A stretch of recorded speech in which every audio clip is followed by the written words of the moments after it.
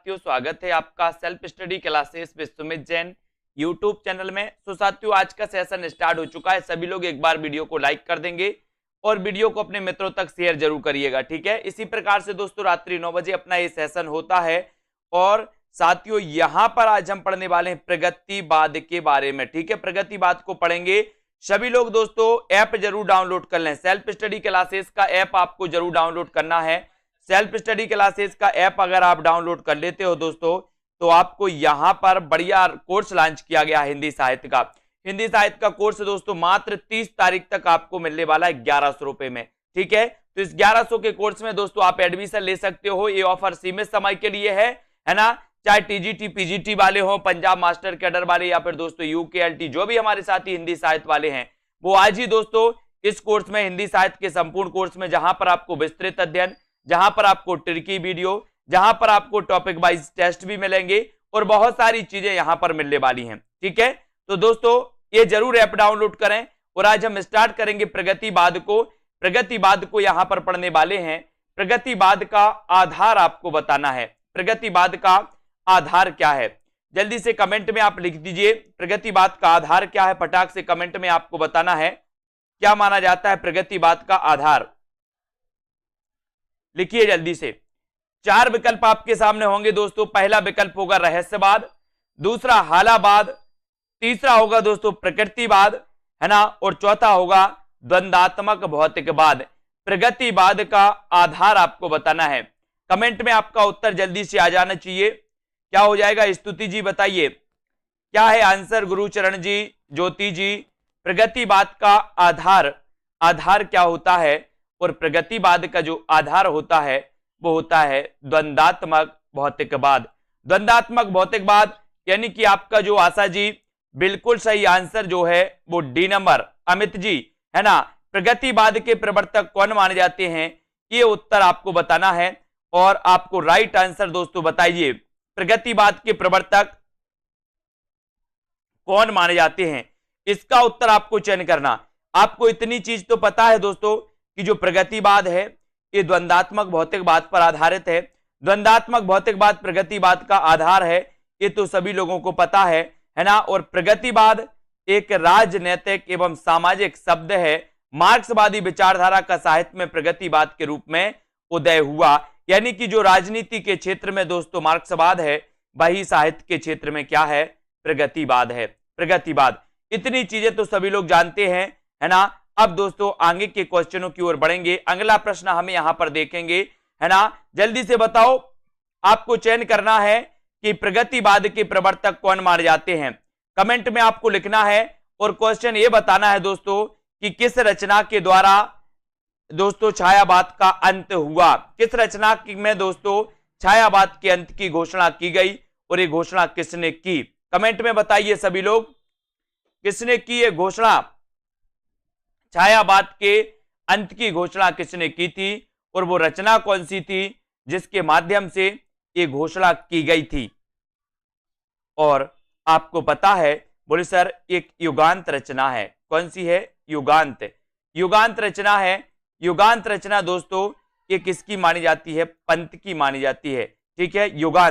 युगांत के माध्यम से पंत ने क्या किया, छायावाद के अंत की घोषणा की। और दोस्तों जब छायावाद का अंत हो जाता है तो यहीं से प्रगतिवाद प्रारंभ हो जाता है। इसलिए दोस्तों आपको पता है कि पंत को प्रगतिवाद का प्रवर्तक माना जाता है। पंत को प्रगतिवाद का प्रवर्तक माना जाता है, ये भी आपको पता होगा, ठीक है। अब दोस्तों राममूरत जी, छायावाद और उत्तर छायावाद के बीच कुछ वैसा ही संबंध देखता है जैसा मध्यकाल में भक्ति काल और रीति काव्य के बीच था। पंक्तियों के लेखक कौन है, पंक्तियों को लेखक आपको बताना है। और यहां पर आपका जो बिल्कुल सही आंसर हो जाएगा वो हो जाएगा क्या, डॉक्टर रामस्वरूप चतुर्वेदी, है ना। सी नंबर आपका बिल्कुल सही है। रामस्वरूप चतुर्वेदी ने कहा कि छायावाद और उत्तर छायावाद के बीच वैसा ही संबंध देखता है जैसा मध्यकाल में भक्ति काल और रीति काव्य के बीच था, ठीक है। एक किसने कहा, एक कथन किसका है, एक कथन है रामस्वरूप चतुर्वेदी का। रामस्वरूप चतुर्वेदी को याद रख लेंगे। उपर्युक्त पंक्तियों के जो लेखक हैं दोस्तों वो डॉक्टर रामस्वरूप चतुर्वेदी हैं, इनको याद रख लेना, है ना। हिंदी साहित्य एवं संवेदना का विकास, ये दोस्तों ये ग्रंथ लिखा था, किसने लिखा था? हिंदी साहित्य एवं संवेदना का विकास ग्रंथ के लेखक कौन माने जाते हैं? कौन माने जाते हैं हिंदी साहित्य एवं संवेदना का विकास ग्रंथ के लेखक? तो आपका उत्तर हो जाएगा डॉक्टर रामस्वरूप चतुर्वेदी। डॉक्टर रामस्वरूप चतुर्वेदी माने जाते हैं हिंदी साहित्य एवं संवेदना के विकास के लेखक। ठीक है, इसको याद रख लेंगे। अब अगला क्वेश्चन है, जमुन जल तुम काव्य के रचनाकार कौन माने जाते हैं? जमुन जल तुम काव्य के रचनाकार कौन है? भवानी प्रसाद मिश्र, धूमिल है, शिवमंगल से सुमन है, या फिर केदारनाथ अग्रवाल है? कमेंट में आपको लिखना है। यस, दूध जल्दी से आपको बताना है। जमुन जल तुम काव्य के रचनाकार कौन है? उत्तर चला जाता है केदारनाथ अग्रवाल, यानी कि आपका जो डी नंबर है वो बिल्कुल सही है ना। जमुन जल तुम काव्य के रचनाकार हैं केदारनाथ अग्रवाल। और दोस्तों जमुन जल तुम काव्य के रचनाकार केदारनाथ अग्रवाल हैं। और केदारनाथ अग्रवाल अपनी काव्य यात्रा के आरंभिक दौर में बालेंदु उपनाम से रचनाएं करते थे। अब यहां से क्वेश्चन बन जाता है दोस्तों, अगर आपसे पूछा जाएगा कि बालेंदु उपनाम से कौन रचना करता था या बालेंदु उपनाम किसका है, तो आप क्या बताओगे? केदारनाथ अग्रवाल का। बालेंदु उपनाम किसका है? किसका है? किसका है? उत्तर है दोस्तों बालेंदु। बालेंदु याद रखना। ठीक है, इनका दोस्तों बालेंदु उपनाम था केदारनाथ अग्रवाल का। इसको याद रखेंगे। युग की गंगा, नींद के बादल, फूल नहीं रंग बोलते हैं, इनको अपन को याद रख लेना है। फूल नहीं रंग बोलते हैं, आग का आईना, ये मेरी तुम, मार प्यार के थापे, कहें केदार खरी खरी इत्यादि। ये जो रचनाएं हैं, ये रचनाएं किसकी हैं? ये रचनाएं हैं केदारनाथ अग्रवाल की, है ना। इनको याद रखेंगे। जिस तरह हम बोलते हैं उस तरह तू लिख, और उसके बाद भी हमसे बड़ा तू लिख, ये पंक्ति किसकी है? ये पंक्ति किसकी है? कमेंट में बता दीजिए जल्दी से, ये पंक्ति किसकी है? फटाफट से सभी लोग आंसर बताएंगे। और सही उत्तर क्या हो जाएगा? जल्दी से चयन करें कि जिस तरह हम बोलते हैं उस तरह तू लिख, और हमसे बड़ा तू लिख। ये जो पंक्ति है, जिस तरह हम बोलते हैं उस तरह तू लिख, और उसके बाद भी हमसे बड़ा तू लिख, ये पंक्ति है भवानी प्रसाद मिश्र की। किसकी है? भवानी प्रसाद मिश्र की। उत्तर चला जाता है विकल्प नंबर डी की तरफ। डी नंबर अपना जो उत्तर है वो बिल्कुल सही हो जाता है। उपर्युक्त पंक्तियों के रचनाकार कौन है? भवानी प्रसाद मिश्र हैं।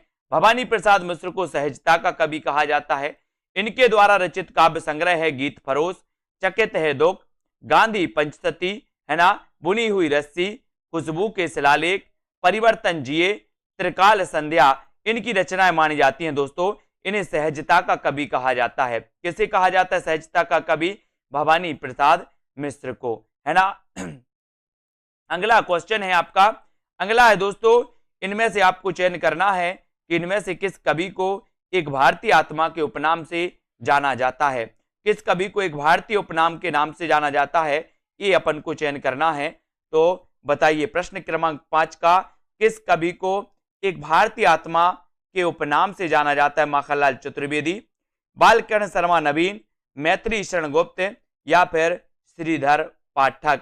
किस कवि को एक भारतीय आत्मा उपनाम से जाना जाता है?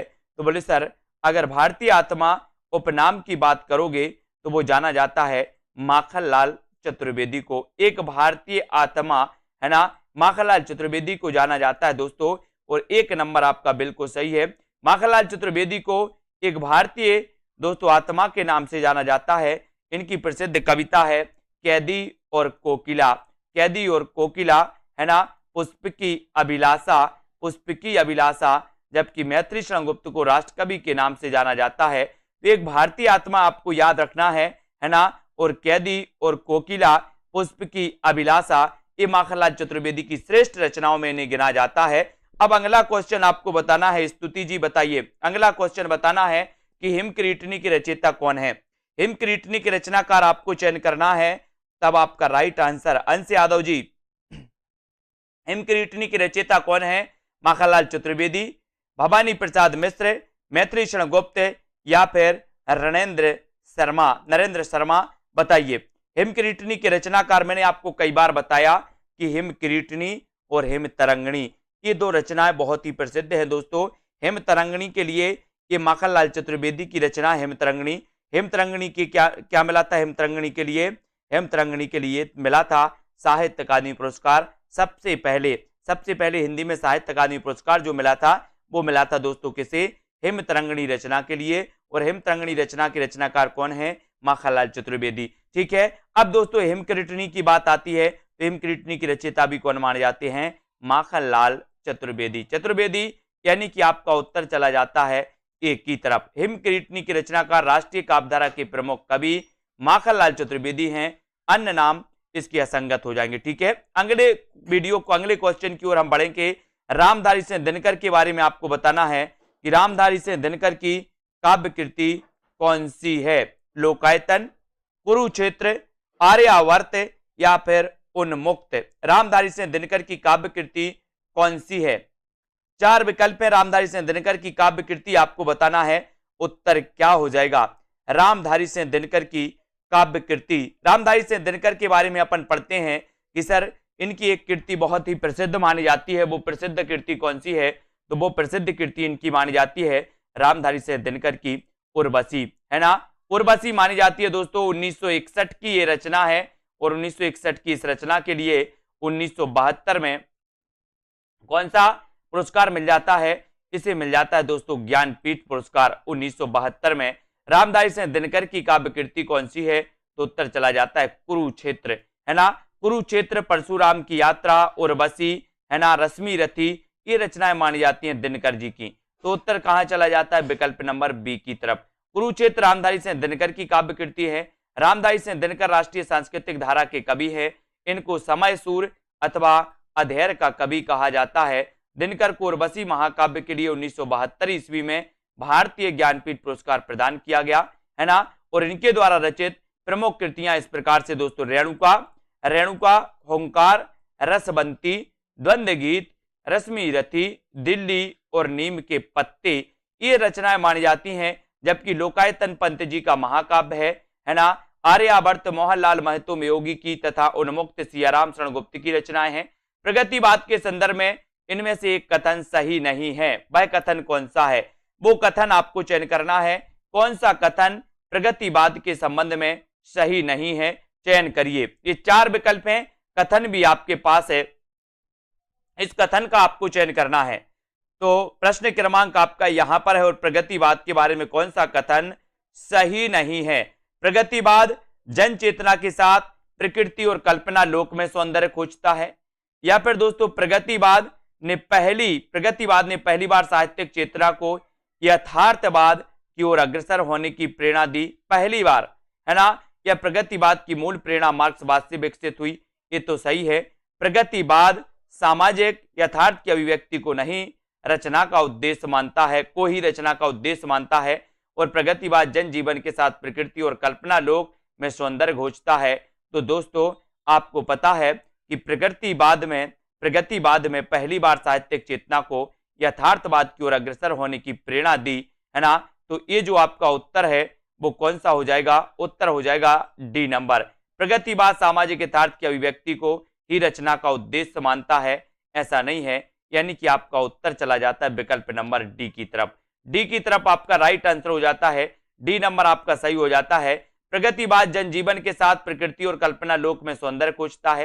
यह कथन प्रगतिवाद के संदर्भ में सही नहीं है ना। ठीक है, तो इसका उत्तर आपका दोस्तों ए नंबर सही हो जाएगा। प्रगतिवाद जनजीवन के साथ प्रकृति और कल्पना लोक में सौंदर्य खोजता है, यह कथन प्रगतिवाद के संदर्भ में सही नहीं है। यानी कि आपका जो एक नंबर है, ए नंबर सही होगा। इसमें प्रगतिवाद जनजीवन के साथ प्रकृति और कल्पना लोक में सौंदर्य खोजता है, एक नंबर आपका सही होगा। बाकी डी नंबर आपका सही है। डी नंबर प्रगतिवाद सामाजिक यथार्थवाद की अभिव्यक्ति को रचना को उद्देश्य मानता है, ये तो सही है। ये मिसप्रिंट है यहाँ पर, ए नंबर आपका सही हो जाएगा। ठीक है, प्रगतिवाद ने पहली बार साहित्यिक चेतना को यथार्थ की ओर अग्रसर होने की प्रेरणा दी, इसको अच्छे से देख लेना। प्रगतिवाद की मूल प्रेरणा मार्क्सवाद से विकसित हुई, ये भी बिल्कुल सही है। ठीक है, प्रगतिवाद सामाजिक यथार्थ की अभिव्यक्ति को ही रचना का उद्देश्य मानता है, ये भी बिल्कुल सही है। प्रगतिवाद शब्द का सर्वप्रथम प्रयोग 1942 ईस्वी में मुक्तिबोध ने अपने एक लेख प्रगतिवाद एक दृष्टि आगामी कल में किया था दोस्तों। तो ये भी आपको याद रख लेना, प्रगतिवाद का सर्वप्रथम प्रयोग किसने किया था? तो ये किया था मुक्तिबोध ने, मुक्तिबोध ने किया था। और दोस्तों इसको याद रखेंगे, प्रगतिवाद एक दृष्टि आगामी कल में किया था इन्होंने, इसको याद रखेंगे।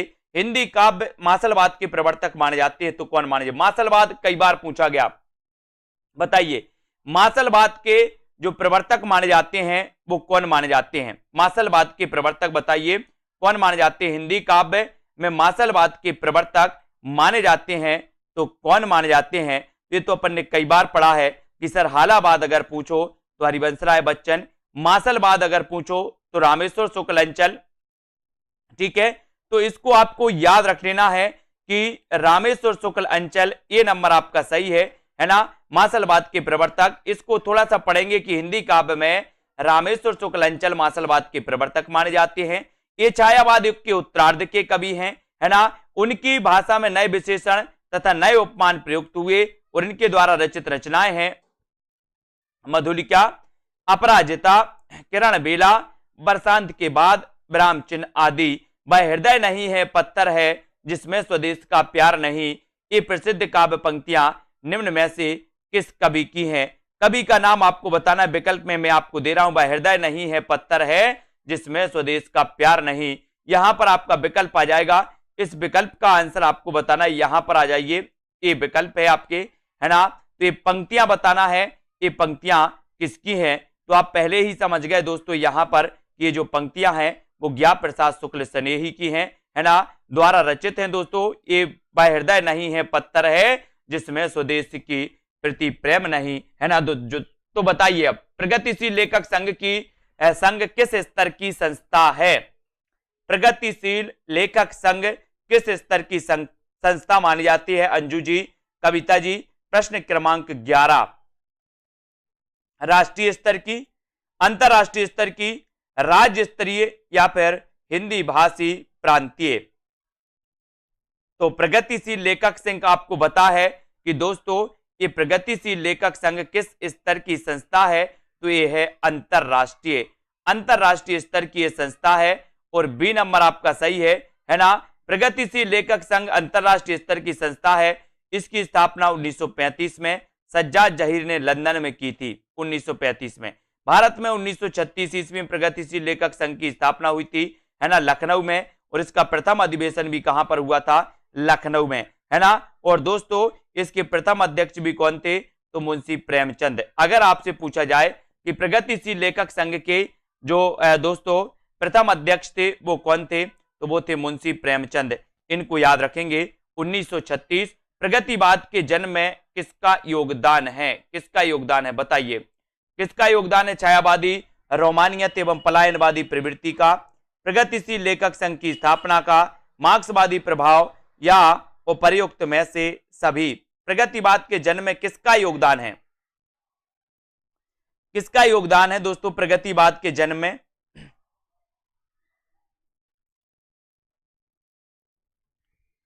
सभी लोग बताएंगे।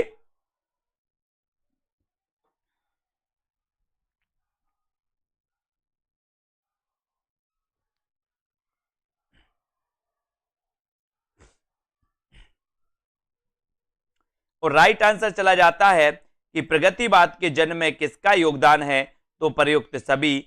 छायावाद, रोमानियत एवं पलायनवादी प्रवृत्ति का भी, प्रगतिशील लेखक संघ की स्थापना का, है ना, मार्क्सवादी प्रभाव, यानी कि उत्तर आपका डी नंबर बिल्कुल सही है। आधुनिक हिंदी साहित्य में प्रगतिवाद के जन्म में उपर्युक्त सभी परिस्थितियों का योगदान था। सन 1936 ईस्वी में लखनऊ में सज्जाद जहीर और डॉक्टर मुल्कराज आनंद के प्रयास से प्रगतिशील लेखक संघ की स्थापना हुई। प्रगतिशील लेखक संघ में मार्क्सवादी या साम्यवादी विचारधारा से प्रभावित होकर काव्य रचना करने वाले कवि शामिल थे दोस्तों, मार्क्सवादी या साम्यवादी। ठीक है, अगला क्वेश्चन है, आपको बताना है मैं उस जनपद का कवि हूं, काव्य रचना किस कवि की है? मैं उस जनपद का कवि हूं। अब साथियों, जिन भी साथियों ने अभी तक सेल्फ स्टडी क्लासेस का ऐप डाउनलोड नहीं किया है वो ऐप को जरूर डाउनलोड करेंगे। ऐप को डाउनलोड करना है आपको, और जिन भी साथियों को एडमिशन लेना है वो एडमिशन ले सकते हैं। ठीक है, एडमिशन जरूर ले दोस्तों। 30 तारीख तक बढ़िया ऑफर है आपके लिए, मात्र 1100 रुपए में। और मैं उस जनपद का कवि हूं, काव्य रचना किस कवि की है? तो किस कवि की है? तो ये आपका उत्तर हो जाएगा, मैं उस जनपद का कवि हूं, यानी कि आपका राइट आंसर हो जाएगा त्रिलोचन। त्रिलोचन यानी सी नंबर, ठीक है, सी आपका सही हो जाएगा। मैं उस जनपद का कवि हूं, काव्य रचना के रचनाकार त्रिलोचन है। धरती मिट्टी की बारात है ना, मिट्टी की बारात दो लोगों की है दोस्तों, दो कवियों की है। एक तो शिवमंगल से सुमन की भी रचना मिट्टी की बारात है, और त्रिलोचन की भी रचना मिट्टी की बारात है।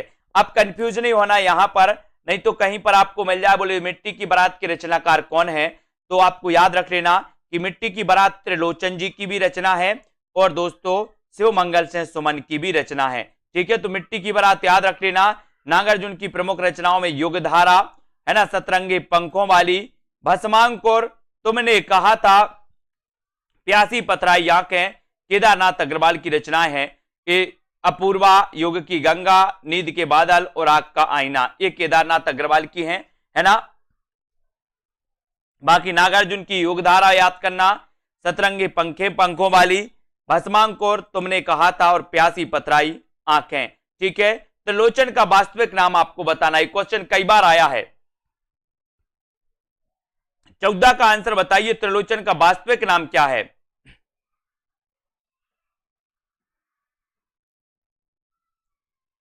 है ना, उत्तर बताना है, त्रिलोचन का वास्तविक नाम क्या है? उत्तर है वासुदेव सिंह। वासुदेव सिंह यानी कि आपका एक नंबर जो है, एक नंबर आपका ये वासुदेव सिंह बिल्कुल सही हो जाएगा। त्रिलोचन जी का वास्तविक नाम था सतीश जी, ठीक है। त्रिलोचन का वास्तविक नाम वासुदेव से था, इनका उपनाम त्रिलोचन था।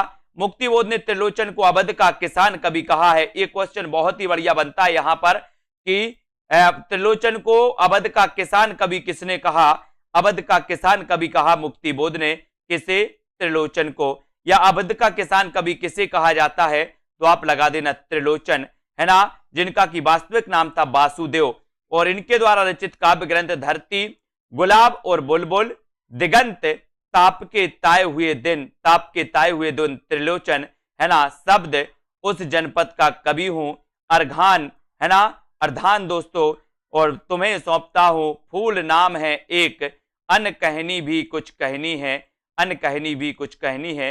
ये दोस्तों त्रिलोचन की रचनाएं मानी जाती हैं, जिन्हें की अवध का कवि कहा जाता है। अमिता जी, अवध का कवि कहा जाता है इन्हें। अगला क्वेश्चन यहां पर आते हैं। अगला क्वेश्चन है, कौन सा सुमेलित नहीं है? यहां पर सुमेलित नहीं है बताना है, तो सुमेलित करिए। मुक्ति मार्ग के रचनाकार कौन है? पिघलते पत्थर, अजय खंडहर और प्रलय सृजन के रचनाकार कौन है? तो बताइए कौन सी सुमेलित नहीं है?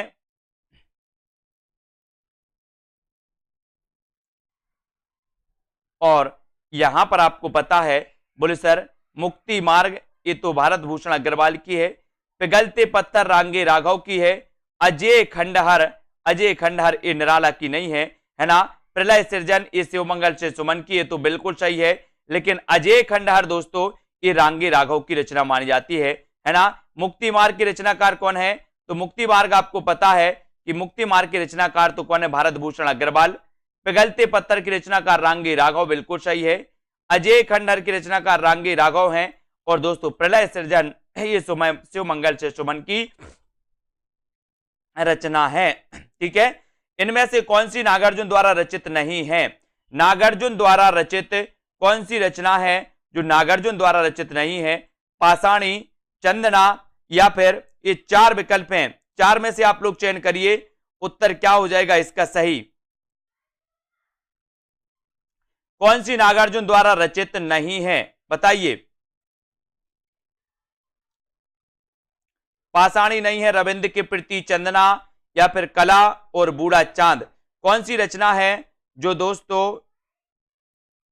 नागार्जुन की नहीं है, ये आपको बताना है।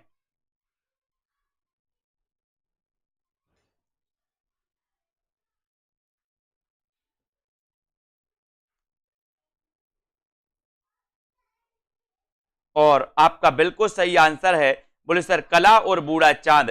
कला और बूढ़ा चांद के रचनाकार पंत जी हैं, सुमित्रानंदन पंत जी, जिन्हें 1960 में साहित्य अकादमी पुरस्कार भी मिला था, है ना। नागार्जुन की तो पाषाणी है, रविंद्र के प्रति है, चंदना भी है, लेकिन करा और बूढ़ा चांद नहीं है, यानी कि उत्तर आपका सी नंबर की तरफ चला जाता है। कला और बूढ़ा चांद नागार्जुन द्वारा रचित नहीं बल्कि ये पंत द्वारा रचित है दोस्तों। इस कृति पर 1960 में इन्हें साहित्य अकादमी पुरस्कार मिला था, है ना। जबकि बादल को घिरते देखा, पाषाणी, सिंदूर तिलकित भाल, तुम्हारी दंतुरिन मुस्कान, चंदना, पांच पूत भारत माता के, है ना। रविंद्र के प्रति कालिदास, हरिजन गाथा, अकाल और उसके बाद और नागार्जुन द्वारा रचित ये रचनाएं मानी जाती है। हरिजन गाथा भी दोस्तों नागार्जुन की है ना। रविंद्र के प्रति कालिदास ये भी मानी जाती है। अगला क्वेश्चन है, कबीर के उपरांत हर विध्वंसकारी और जन विरोधी शक्ति को सर्वाधिक खुली चुनौती देने वाले साहित्यकार जो थे वो कौन थे, बताइए कौन थे। कबीर के उपरांत हर विध्वंसकारी और जन विरोधी शक्ति को सर्वाधिक खुली चुनौती देने वाले साहित्यकार हैं तो कौन है। निराला, नागार्जुन, दिनकर या फिर हरिऔध। कबीर के उपरांत आपको बताना है तो कबीर के उपरांत हर विध्वंसकारी और जन विरोधी शक्ति को सर्वाधिक खुली चुनौती देने वाले जो साहित्यकार माने जाते हैं वो माने जाते हैं कौन, नागार्जुन।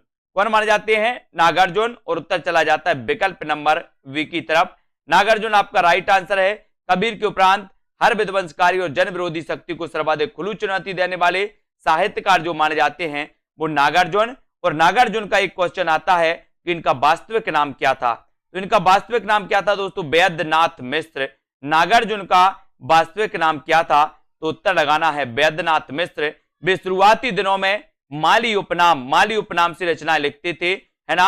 और नागार्जुन एक कवि होने के साथ साथ उपन्यासकार और मैथिल के श्रेष्ठ कवियों में जाने जाते हैं।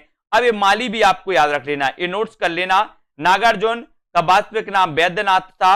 और दोस्तों कभी अगर माली उपनाम इनका पूछ लिया जाए तो इनका एक उपनाम माली भी है और इन्हें नागार्जुन भी कहा जाता है। तो नागार्जुन, माली और वैद्यनाथ मिश्र, है ना। वे शुरुआती दिनों में माली नाम से लिखते थे दोस्तों, ये भी आपको याद रख लेना, ठीक है। कौन, नागार्जुन। अगला क्वेश्चन है आपका, द्वंद्वात्मक भौतिक विकासवाद किस काव्यधारा का आधार है। नई कविता का, प्रगतिवाद का, समानांतर कविता का या फिर इनमें से कोई नहीं। हाँ, यात्री नाम से भी मैथिली में लिखते थे, बहुत बढ़िया कुरैशी जी, ये यात्री नाम से भी लिखते थे मैथिली में। नागार्जुन जी यात्री नाम से मैथिली में लिखते थे, है ना। द्वंद्वात्मक भौतिकवाद विकासवाद किस काव्यधारा का आधार है। नई कविता का, प्रगतिवाद का, समांतर कविता या फिर इनमें से कोई नहीं। तो द्वंद्वात्मक भौतिकवाद विकासवाद आपसे पूछा गया किस काव्यधारा का आधार है, तो वो काव्यधारा कौन सी है, वो काव्यधारा है प्रगतिवाद। यानी कि आपका प्रगतिवाद बिल्कुल सही है। शोषण का विरोध, है ना, प्रगतिवादी काव्य की सबसे बड़ी विशेषता है, शोषण का विरोध किया गया इसमें।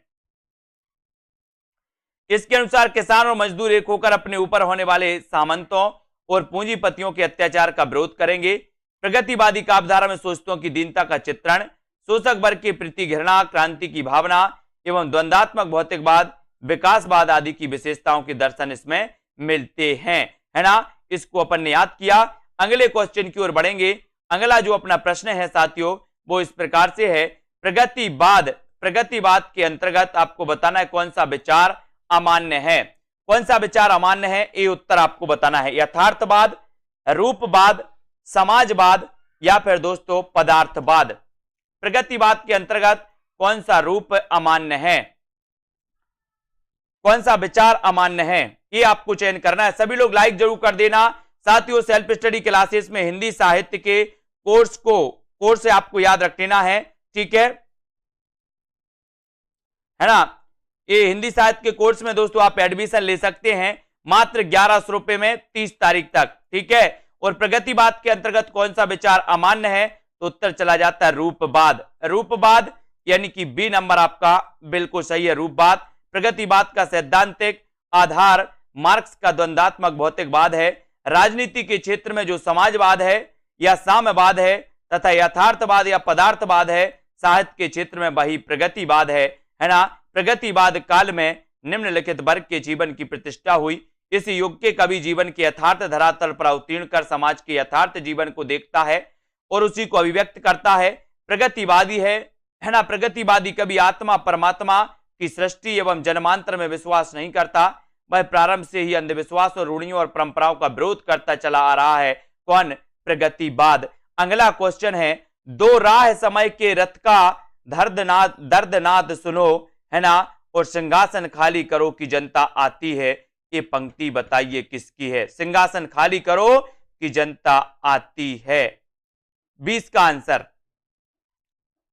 20 का बताओगे? दो राय के समय का उत्तर आपका बिल्कुल सही आंसर है यहां पर कि दोस्तों सिंहासन खाली करो कि जनता आती है। ये रामधारी सिंह दिनकर द्वारा उद्धृत जो पंक्तियां हैं दोस्तों बहुत ही महत्वपूर्ण हैं, कई बार एग्जाम में पूछी गई, है ना। दो राह समय के रथ का दर्दनाद सुनो, रामधारी सिंह दिनकर। तुमको पीड़ा में ढूंढा, तुमको ढूंढेगी पीड़ा। बहुत बढ़िया।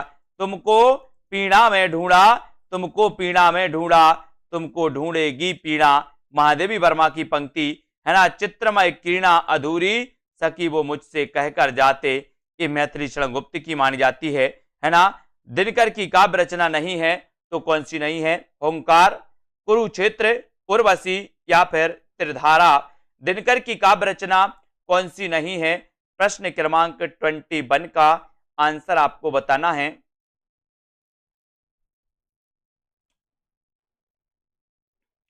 दिनकर की कौन सी नहीं है?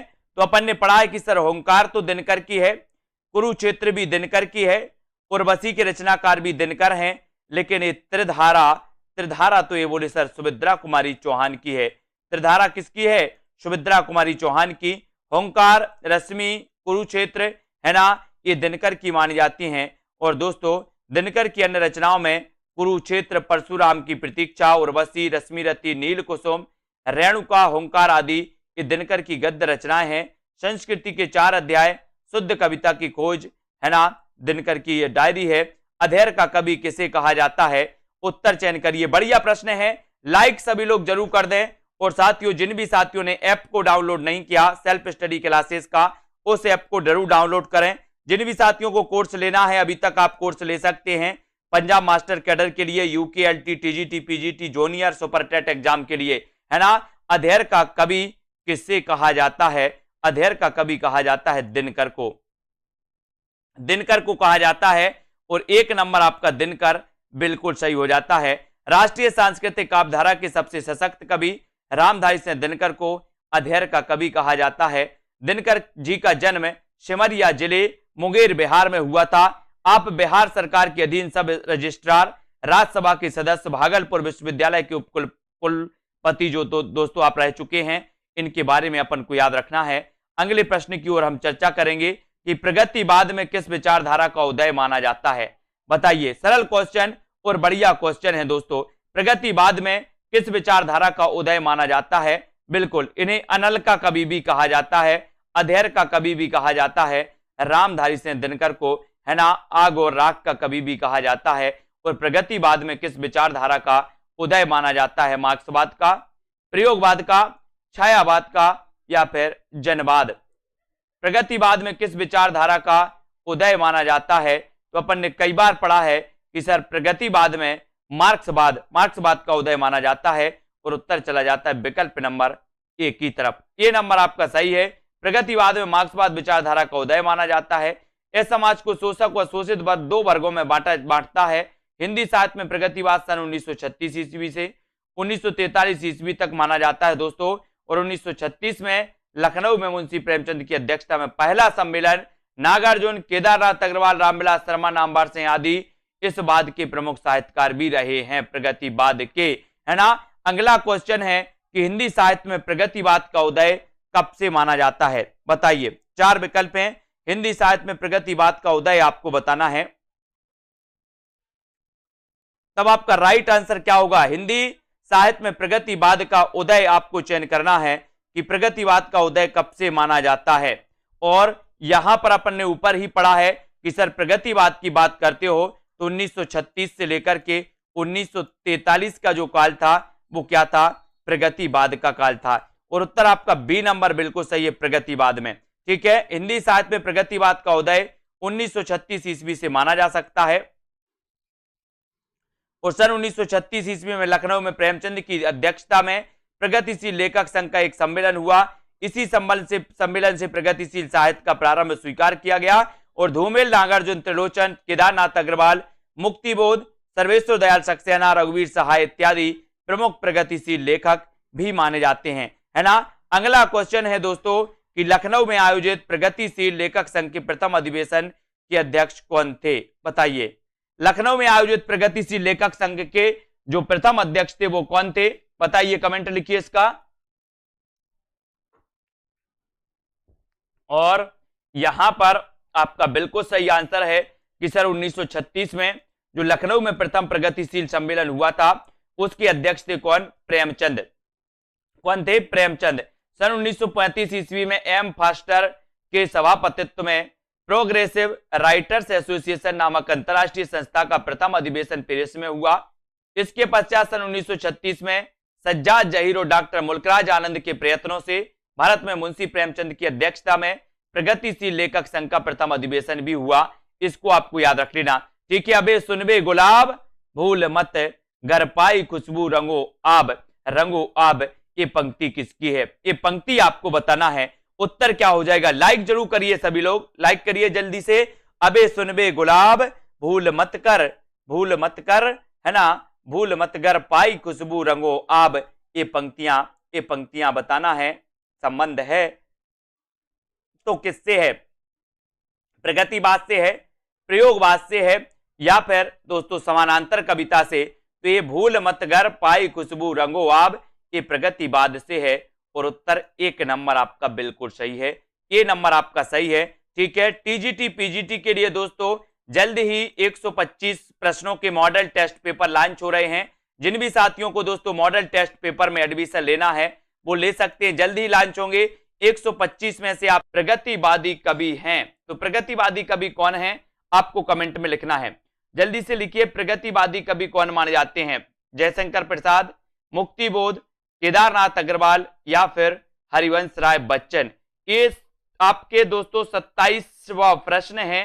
कल अपन ने यहां तक पढ़ लिया था। अब आपको चयन करना है, उत्तर आपको बताना है कि कौन प्रगतिवादी कवि हैं। लिखिए सभी लोग, 4 विकल्प हमारे सामने मौजूद हैं, 4 में से आपको आंसर का चयन करना है, प्रगतिवादी कवि बताना है। और यहां पर आपका राइट आंसर जो हो जाएगा दोस्तों वो हो जाएगा क्या? केदारनाथ अग्रवाल। केदारनाथ अग्रवाल के दोस्तों इनके बारे में पढ़ा होगा आपने कि केदारनाथ अग्रवाल जो हैं ये प्रगतिवादी कवि माने जाते हैं। दोस्तों इसके पहले हमने प्रगतिवाद के बारे में पढ़ा कि प्रगतिवाद मार्क्सवाद से प्रभावित माना जाता है ना। और प्रगतिवादी दोस्तों आपने आलोचक पढ़े होंगे एक रामविलास शर्मा, है ना। और प्रगतिवाद में दोस्तों अपन ने देखा कि प्रगतिवाद के जो प्रवर्तक माने जाते हैं वो कौन माने जाते हैं? सुमित्रानंदन पंत। प्रगतिवाद के प्रवर्तक कौन माने जाते हैं? अगर एक क्वेश्चन आपसे पूछा जाए कभी कि प्रगतिवाद के प्रवर्तक कौन माने जाते हैं तो आपको लगाना सुमित्रानंदन पंत। ठीक है, और केदारनाथ अग्रवाल प्रगतिवादी कवि हैं। इनके द्वारा रचित कृतियां युग की गंगा, नींद के बादल, फूल नहीं रंग बोलते हैं, आग का आईना और अपूर्वा, ये सारी की सारी जो रचनाएं हैं दोस्तों ये क्या मानी जाती हैं? ये प्रगतिवादी कवि की रचनाएं मानी जाती हैं, प्रगतिवादी कवि यानी कि केदारनाथ अग्रवाल की। ठीक है, फिर इसके बाद जो अपना अगला क्वेश्चन होगा वो इस प्रकार से आपको यहां पर बताना है कि प्रगतिवाद के प्रमुख कवि कौन नहीं है? बताइए, नहीं है बताना है। 4 विकल्प है, अब नहीं है चयन करना है आपको। 28 का आंसर चयन करिए, प्रगतिवादी कवि कौन नहीं है?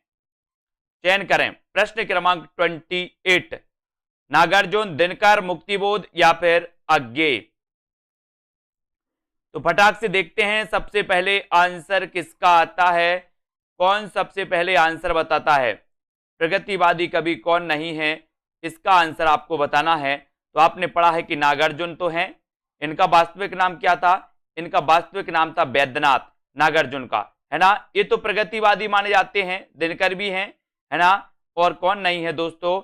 अज्ञेय, प्रोफेसर अज्ञेय, ये प्रगतिवादी कवि हैं तब प्रगतिवाद के प्रमुख कवि नहीं है, तो प्रमुख कवि कौन नहीं है? प्रमुख कवि नहीं है, सी नंबर, है ना। अज्ञेय प्रमुखता प्रयोगवादी एवं नई कविता के कवि हैं, ना कि प्रगतिवाद के।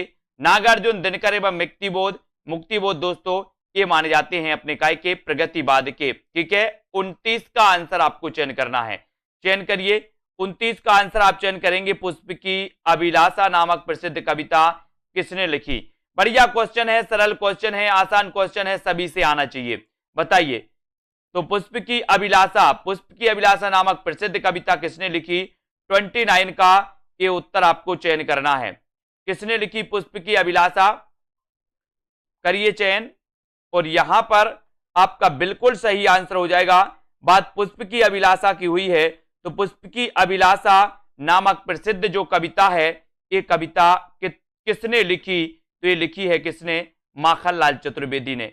माखनलाल चतुर्वेदी, यानी कि आपका उत्तर चला जाता है विकल्प नंबर 1 की तरफ। ये नंबर आपका बिल्कुल सही हो जाता है। ठीक है, माखनलाल चतुर्वेदी ने ये दोस्तों लिखी है, इसको याद रख लेना। माखनलाल चतुर्वेदी द्वारा लिखित ये पुष्प की अभिलाषा कविता सभी लोगों को लगभग पता है।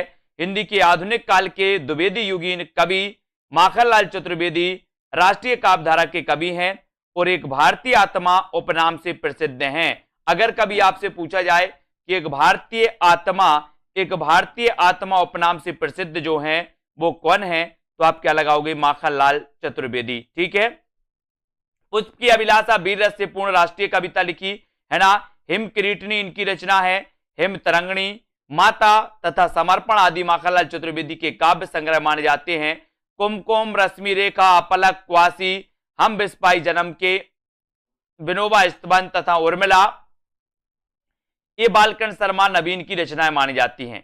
ठीक है, और आपको पता है मिलन, पथिक, मानसी, स्वप्न, कविता कौमुदी आदि ये रामनरेश त्रिपाठी की रचनाएं हैं।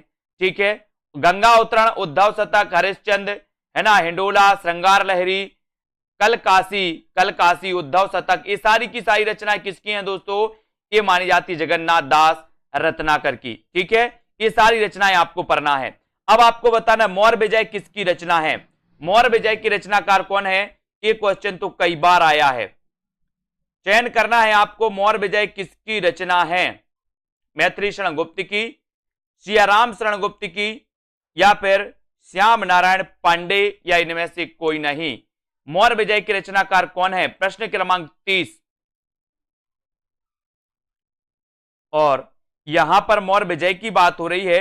मौर्य विजय किसकी रचना है? उत्तर चला जाता है सियाराम शरण गुप्त। सियाराम शरण गुप्त, यानी कि आपका बी नंबर बिल्कुल सही है। मौर्य विजय के रचनाकार कौन है? सियाराम शरण गुप्त हैं। बी आपका बिल्कुल सही आंसर। ठीक है, मौर्य विजय के बारे में, मौर्य विजय सियाराम शरण गुप्त की कृति है और इनकी अन्य रचनाओं में पाथे इनकी रचना है, गोद और नारी, अंतिम आकांक्षा, गोपिका, बापू, अनाथ, आद्रा और विषाद, है ना, ये रचना इनकी मानी जाती है दोस्तों। किसकी? सियाराम शरण गुप्त की। और मौर्य विजय ये कई बार एग्जाम में पूछी गई। ठीक है, तो आपका उत्तर बी की तरफ चला जाता है। प्रगतिशील लेखक संघ की स्थापना कब की गई? बताइए। प्रगतिशील लेखक संघ की स्थापना, प्रगतिशील लेखक संघ आपको पता है दोस्तों कि अगर लंदन की बात करते हैं तो लंदन में ये 1935 में स्थापित हुआ था, है ना। सज्जाद आदि ऐसे बहुत सारे विद्वान थे जिन्होंने दोस्तों इस प्रगतिशील लेखक संघ की स्थापना में दोस्तों योगदान दिया था। लेकिन अगर बात करें भारत में, तो भारत में प्रगतिशील लेखक संघ की स्थापना हुई थी 1936 में और ये प्रथम अधिवेशन हुआ था दोस्तों। कब? प्रथम अधिवेशन हुआ था लखनऊ में, है ना। अगर बात करें सन 1935 ईस्वी में E.M. फास्टर के सभापतित्व में पेरिस में प्रोग्रेसिव राइटर्स एसोसिएशन नामक अंतरराष्ट्रीय संस्था का प्रथम अधिवेशन हुआ। और दोस्तों, है ना, 1936 में सज्जाद जहीर और मुल्कराज आनंद के प्रयत्नों से भारत में भी इस संस्था की शाखा खुली। ये भी आपको याद रख लेना। ठीक है, इनको आपको याद रख लेना। और दोस्तों, प्रथम अधिवेशन के अध्यक्ष कौन थे? तो प्रथम अधिवेशन के अध्यक्ष कौन थे? लखनऊ में हुआ था और इसके अध्यक्ष थे प्रेमचंद। कौन माने जाते हैं? प्रेमचंद। इसको याद रख लेना। ठीक है, अगला क्वेश्चन है, नागार्जुन किस वर्ग के कवि हैं? किस वर्ग के कवि हैं? छायावादी हैं, प्रगतिवादी हैं, प्रयोगवादी हैं, या फिर द्विवेदी युगीन हैं? नागार्जुन किस वर्ग के कवि हैं? ये आंसर आपको चयन करना है। ये चयन करिए, छायावादी, प्रगतिवादी, है ना, द्विवेदी युगीन या फिर प्रयोगवादी। नागार्जुन किस वर्ग के कवि माने जाते हैं? प्रश्न क्रमांक 32 में, और 32 में नागार्जुन की बात हुई है। तो नागार्जुन तो आपको पता ही है कि सर ये नागार्जुन जो है इनका वास्तविक नाम क्या था? वैद्यनाथ। क्या था? वैद्यनाथ। और ये प्रगतिवादी कवि माने जाते हैं। ठीक है, तो उत्तर कहां चला जाता है? विकल्प नंबर वी की तरफ। वी नंबर आपका बिल्कुल सही हो जाता है। अगले क्वेश्चन की ओर बढ़ेंगे। अगला क्वेश्चन यहां पर देखना है, हिंदी काव्य में प्रगतिवादी युग का आरंभ सन 1936 में हुआ और 36 से लेकर के 43 के बीच साम्यवादी विचारधारा से प्रभावित होकर काव्य रचना करने वाले कवि नागार्जुन, है ना, केदारनाथ अग्रवाल, रामविलास शर्मा, शिवमंगल से सुमन, ठीक है, रांगी राघव, त्रिलोचन शास्त्री प्रगतिवादी कवि हैं। नागार्जुन का वास्तविक नाम क्या था? वैद्यनाथ। और नागार्जुन यात्री उपनाम से लिखते थे दोस्तों। काय में लिखते थे? मैथिली में। मैथिली में यात्री उपनाम से लिखते थे, ये भी आपको याद रख लेना। इनकी रचनाओं की जब भी बात होती है तो युगधारा, सतरंगे पंखों वाली, प्यासी पथराई आंखें, भस्मांकुर, तालाब की मछलियां, है ना, खिचड़ी विप्लव देखा हमने, तुमने कहा था, और हजार हजार बाहों वाली, पुरानी जूतियों का कोरस, ये सभी दोस्तों नागार्जुन की रचनाएं मानी जाती हैं, है ना। और ये यात्री नाम से कौन सी भाषा में लिखते थे? मैथिली में। ये क्वेश्चन भी कई बार आया है कि यात्री नाम से मैथिली में लिखते थे कौन? नागार्जुन। ठीक है, अब आपको बताना है रामधारी सिंह दिनकर की किस कृति को आधुनिक युग की गीता कहा गया है? आधुनिक युग की गीता कहा गया है। किसको कहा गया? रामधारी सिंह दिनकर की वो रचना कौन सी है दोस्तों? ये बताना है रामधारी सिंह दिनकर की वो रचना कौन सी है जिसे आधुनिक युग की गीता कहा गया, और वो रचना मानी जाती है कौन सी? कुरुक्षेत्र। कौन सी मानी जाती है? कुरुक्षेत्र। ये आधुनिक युग की इसे गीता कहा जाता है। रेणुका, हुंकार, उर्वशी और कुरुक्षेत्र, ये चारों ही रचनाएं किसकी हैं? ये दिनकर की हैं। रेणुका भी दिनकर की है ना, हुंकार भी दिनकर की है, उर्वशी भी दिनकर की है, कुरुक्षेत्र भी दिनकर की है। लेकिन आधुनिक युग की गीता कहा जाता है किसे? कुरुक्षेत्र को, है ना, कुरुक्षेत्र को। रामधारी सिंह दिनकर की कृति कुरुक्षेत्र को आधुनिक युग की गीता कहा गया। उर्वशी इनकी प्रसिद्ध कृति है। दिनकर की कुछ रचनाओं में रेणुका, हुंकार, नील कुसुम, उर्वशी, सीपी और शंख, रश्मि लोक, आत्मा की आंखें, हिमालय का संदेश, कलिंग विजय और बुद्ध देववादी इनकी रचनाएं मानी जाती हैं किसकी? दिनकर जी की। अगला क्वेश्चन है आयुष जी, हल्दी घाटी वीर रस प्रधान प्रबंध काव्य है तो कौन सा है? हल्दी घाटी वीर रस प्रधान प्रबंध काव्य है श्याम नारायण पांडे, नवीन, सोहनलाल द्विवेदी या फिर इनमें से कोई नहीं। हल्दी घाटी वीर रस प्रधान प्रबंध काव्य कौन सा है? 34। और हल्दी घाटी वीर रस प्रधान प्रबंध काव्य अगर आपसे पूछा गया है तब आपका हल्दी घाटी वीर रस प्रधान प्रबंध काव्य जो माना जाता है वो माना जाता है श्याम नारायण पांडे, है ना, श्याम नारायण पांडे। यानी कि ये नंबर आपको बोले श्याम को क्या लग रही है? हल्दी लग रही है, तो हल्दी से हल्दी घाटी और श्याम से श्याम नारायण पांडे, है ना। तो उत्तर कहां चला जाता है? विकल्प नंबर एक की तरफ। ये नंबर अपना सही हो जाता है। हल्दी घाटी श्याम नारायण पांडे की कृति है, यह वीर रस प्रधान काव्य है और इनकी अन्य महत्वपूर्ण रचनाएं हैं जय हनुमान, है ना, तुमुल, रिमझिम, हल्दी घाटी तथा जौहर। ये मानी जाती है श्याम नारायण पांडे की रचनाएं। हल्दी घाटी तो याद रख लेना, ये तो पूछी जाती है। रामधारी सिंह दिनकर को किस कृति पर ज्ञानपीठ पुरस्कार प्राप्त हुआ दोस्तों? कौन सी कृति पे इन्हें ज्ञानपीठ पुरस्कार मिला था? दिनकर जी को उर्वशी के लिए, कुरुक्षेत्र के लिए, सामधैनी के लिए या फिर हुंकार के लिए? करिए चयन। प्रश्न क्रमांक है अपना, रामधारी सिंह दिनकर को किस कृति के लिए ज्ञानपीठ इन्हें मिला था? बताइए, चयन करिए सभी लोग, फटाफट से उत्तर बताते जाएं। जो भी साथी ने अभी तक दोस्तों सेल्फ स्टडी क्लासेस का ऐप डाउनलोड नहीं किया है वो प्लीज ऐप डाउनलोड कर लें और अपने अध्ययन को निरंतर बहुत अच्छा बना सकते हैं। ठीक है, अब आपको रामधारी सिंह दिनकर को बताना है कि किस कृति पर ज्ञानपीठ पुरस्कार इन्हें मिला था। ज्ञानपीठ पुरस्कार किन्हें मिला था, किस रचना के लिए मिला था? तो आपको वैसे भी पता है कि उर्वशी के लिए इन्हें मिला था 1972 में। उर्वशी के लिए इन्हें मिला था 1972 में, जो कि लगभग सभी लोगों को पता है। ठीक है, सभी को पता है, वेरी गुड। तो ये नंबर आपका बिल्कुल सही होगा। रामधारी सिंह दिनकर को उर्वशी नामक गीति नाट्य पर सर्वोच्च साहित्य पुरस्कार ज्ञानपीठ पुरस्कार प्राप्त हुआ, जो कि बहुत ही महत्वपूर्ण है। ठीक है, बहुत बढ़िया।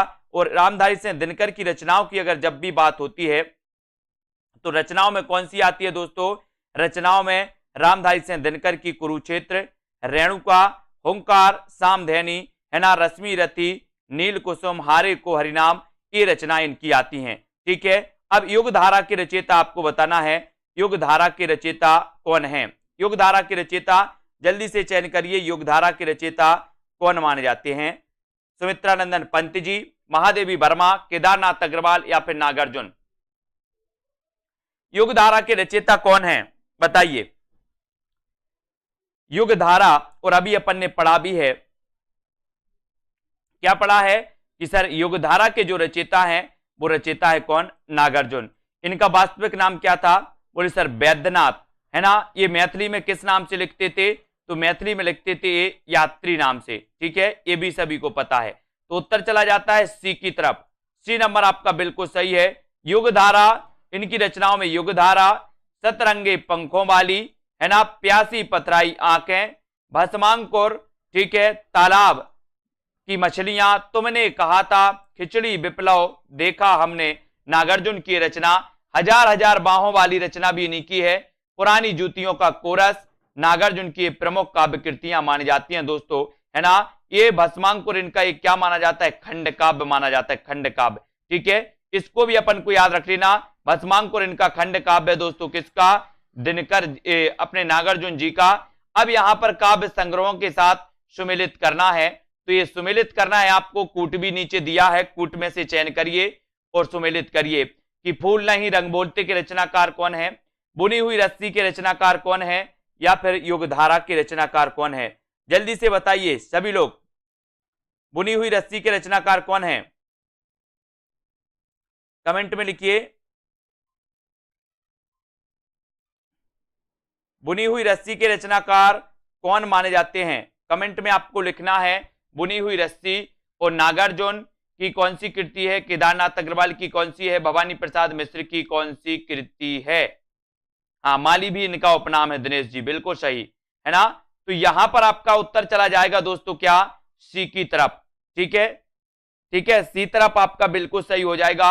यानी कि दोस्तों नरेंद्र शर्मा का अपन ने देखा प्रवासी के गीत, ये है ना। नागार्जुन की अपन ने युगधारा पढ़ी है, केदारनाथ अग्रवाल की फूल नहीं रंग बोलते हैं, भवानी प्रसाद मिश्र की बुनी हुई रस्सी, है ना। तो इस प्रकार से अपना ये हो जाएगा। यहां पर देख लो सीधे सीधे, बोले सर, है ना, नरेंद्र शर्मा प्रवासी के गीत, नरेंद्र शर्मा की रचना प्रवासी के गीत है, नागार्जुन की रचना युगधारा है, केदारनाथ अग्रवाल फूल नहीं रंग बोलते हैं, ठीक है, भवानी प्रसाद मिश्र बुनी हुई रस्सी, और कुंवर नारायण आत्मजयी, आत्मजयी। ठीक है, बालकृष्ण शर्मा नवीन का सर्वप्रथम प्रकाशित काव्य संग्रह है तो कौन सा है? बालकृष्ण शर्मा नवीन का हमें बताना है क्वासी, उर्मिला, रश्मि रेखा या फिर कुमकुम। यानी कि आपका 38 का आंसर बालकृष्ण शर्मा नवीन का सर्वप्रथम प्रकाशित जो काव्य संग्रह है वो आपको बताना है, वो कौन सा है? सर्वप्रथम प्रकाशित बताना है। और अपन ने पढ़ा भी है, कौन सा है सर्वप्रथम? क्वासी। 38 का आंसर बताना है आपको। और यहां पर आपका राइट आंसर हो जाएगा कुमकुम, है ना। बालकृष्ण शर्मा नवीन का सर्वप्रथम प्रकाशित जो काव्य संग्रह है वो काव्य संग्रह है कुमकुम। यानी आपका उत्तर डी नंबर, कुमकुम सही होगा। बालकृष्ण शर्मा नवीन का प्रथम प्रकाशित जो कविता संग्रह है दोस्तों वो कुमकुम है ना। इसके अतिरिक्त नवीन के अन्य काव्य ग्रंथ उर्मिला, आपलक, रश्मि रेखा और क्वासी ये माने जाते। ठीक है, कौन सी रचना रामधारी सिंह दिनकर की नहीं है? रामधारी सिंह दिनकर की कौन सी रचना नहीं है, बताइए जल्दी से। कौन सी रचना नहीं है दिनकर जी की? चयन करेंगे सभी लोग, दिनकर जी की कौन सी रचना नहीं मानी जाती?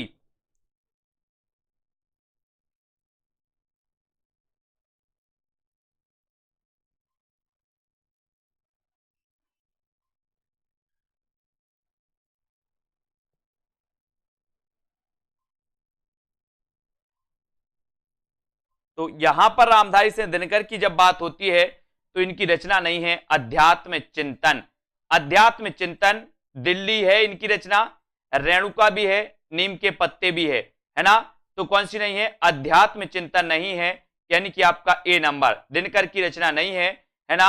और हुंकार की बात करें तो हुंकार है, रसवंती भी है, कुरुक्षेत्र है, सामधैनी है, नील कुसुम है, दिल्ली है, ठीक है।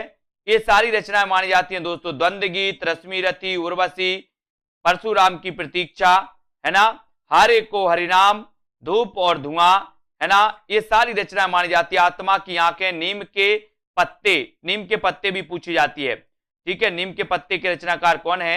एक हथौड़े वाला घर में और हुआ किसकी पंक्ति है? एक हथौड़े वाला घर में और हुआ, ये पंक्ति किसकी है? ये पंक्ति बताना है। ये पंक्ति एक हथौड़ा वाला घर में और हुआ, ये किसकी पंक्ति है? उत्तर चला जाता है केदारनाथ अग्रवाल की। किसकी पंक्ति है? केदारनाथ अग्रवाल की। और ए नंबर केदारनाथ अग्रवाल आपका बिल्कुल सही हो जाता है। केदारनाथ अग्रवाल प्रगतिवाद के प्रमुख कवि हैं, है ना। एक हथौड़ा वाला घर में और हुआ, आज नदी बिल्कुल उदास थी, है ना। इन पंक्तियों तथा इनकी काव्य कृतियां इस प्रकार हैं दोस्तों। नींद के बादल, युग की गंगा केदारनाथ अग्रवाल, फूल नहीं रंग बोलते हैं केदारनाथ अग्रवाल। ये रचनाएं अपन को याद करना है, ठीक है। ये रचनाएं हमेशा पूछी जाती हैं। बढ़ते हैं अगले क्वेश्चन की ओर, अगले प्रश्न को देखते हैं। इनमें से कौन सा कवि प्रगतिवादी नहीं है? ये क्वेश्चन तो कई बार पूछे जाते हैं। और प्रगतिवादी जो कवि हैं उनको आपको याद करना है। कौन सा प्रगतिवादी कवि नहीं है बताइए? केदारनाथ अग्रवाल नहीं है, भवानी प्रसाद मिश्र, त्रिलोचन या फिर शिवमंगल सिंह सुमन। प्रगतिवादी जो कवि हैं वो कौन नहीं है? ये प्रश्न आपको बताना है। कौन सा कवि प्रगतिवादी नहीं है? और इसका सही उत्तर होगा आपका कि जो प्रगतिवादी नहीं है वो कौन नहीं है? भवानी प्रसाद मिश्र, है ना। यानी कि आपका जो बी नंबर है वो बिल्कुल सही है, ठीक है। भवानी प्रसाद मिश्र आपका सही हो जाएगा दोस्तों। हरि भवानी शकुन करे, शेर नरे रघुधर्म करे। ये भवानी प्रसाद प्रयोगवादी कवि माने जाते हैं, है ना। तो केदारनाथ अग्रवाल, वासुदेव सिंह, त्रिलोचन, शिवमंगल सिंह सुमन ये प्रगतिवादी कवि माने जाते हैं, जबकि भवानी प्रसाद मिश्र ये प्रयोगवादी कवि हैं, है ना। और ये दूसरे तार सप्तक से जुड़े हुए थे। कौन? भवानी प्रसाद मिश्र, है ना। अब यहां पर बढ़ते हैं, कृतियों तथा कृतिकारों को सुमेलित करना है ईश्वर की अध्यक्षता में। और कबूतर, है ना, कबूतर आत्महत्या के विरुद्ध और जलसाघर, ये रचनाएं कौन सी हैं? ये रचनाएं किसकी हैं? ये आपको सुमेलित करना है। तो करिए सुमेलित। ईश्वर की अध्यक्षता, ये रचना किसकी है? या फिर अब कबूतर या फिर आत्महत्या के विरुद्ध या जलसाघर। और यहां पर आपका बिल्कुल सही आंसर होगा कि ईश्वर की अध्यक्षता में लीलाधर जगूड़ी, है ना। कबूतर के रचनाकार उदय प्रकाश, आत्महत्या के रघुवीर सहाय, जलसाघर के रचनाकार श्रीकांत और सतरंगे पंखों वाली ये नागार्जुन। अब आपसे अगर पूछा जाए कि ईश्वर की अध्यक्षता में की रचनाकार कौन है? लीलाधर जगूड़ी हैं। कबूतर के रचनाकार कौन है? उदय प्रकाश हैं। आत्महत्या के विरुद्ध के रचनाकार कौन है? रघुवीर सहाय, है ना। जलसाघर के रचनाकार कौन है? तो श्रीकांत हैं। सतरंगे पंखे वाली की रचना किसने की? तो वो की नागार्जुन ने। ये रचनाएं आपको याद करना है, ये हमेशा पूछी जाएंगी। हालाबाद के प्रवर्तक कौन है? ये क्वेश्चन तो अभी पूछा गया था पंजाब मास्टर गाइडर में। हालाबाद के प्रवर्तक कौन है बताइए? कौन माने जाते हैं दोस्तों? मासलवाद और हालाबाद ये दो चले थे। अब मासलवाद तो आपको पता है रामेश्वर शुक्ल अंचल हैं, लेकिन हालाबाद आपसे पूछा गया तो हालाबाद के प्रवर्तक कौन है? नरेंद्र शर्मा, रामेश्वर शुक्ल अंचल, जगदीश गुप्त या फिर हरिवंश राय बच्चन। हालाबाद के प्रवर्तक कौन माने जाते हैं? ये उत्तर आपको चयन करना है, सभी लोग चयन करेंगे उत्तर को। हालाबाद के प्रवर्तक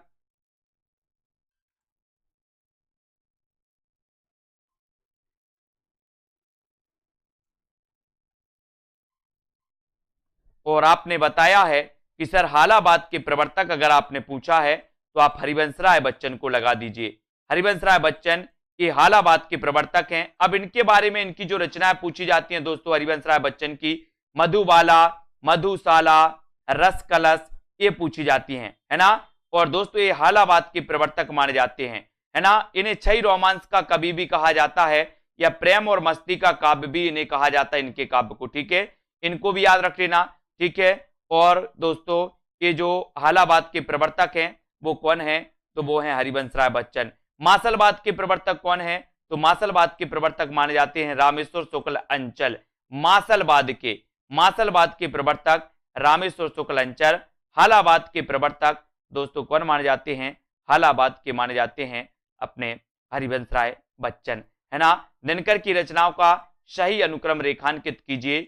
ओंकार, रेणुका, रसवंती, उर्वशी, इनका क्रम आपको बताना है। और दोस्तों आपको क्या करना है, आपको जिन भी साथियों ने अभी तक ऐप डाउनलोड नहीं किया सेल्फ स्टडी क्लासेस का ऐप, अगर आप डाउनलोड नहीं कर पाए हैं तो ऐप को डाउनलोड कर लें, ठीक है। ऐप को आप डाउनलोड कर लेते हैं दोस्तों तो आपको वहां पर हिंदी साहित्य का संपूर्ण कोर्स लॉन्च किया गया, जिसकी फीस दोस्तों, है ना, 50% से ज्यादा ऑफ में दोस्तों ये मात्र 30 तारीख तक आपको 1100 रुपए में टीजीटी, पीजीटी या फिर दोस्तों आप जूनियर टेट एग्जाम की तैयारी कर रहे हैं तो इनको याद करना है। इनको दोस्तों आप एडमिशन इसमें ले सकते हैं, है ना, हिंदी साहित्य के। और ओंकार, रेणुका, रसवंती और उर्वशी ये जो रचना है ये इनकी क्रमबद्ध हो जाएंगी, यानी कि उत्तर चला जाता है आपका ओंकार, है ना। ओंकार, रेणुका, रसवंती और उर्वशी, यानी कि आपका जो ये नंबर है वो बिल्कुल सही है, ठीक है। ये नंबर आपका राइट आंसर हो जाएगा। अब थोड़ा सा यहां पर देख लेते, इनका विस्तृत अध्ययन देख लेते यहां पर, है ना।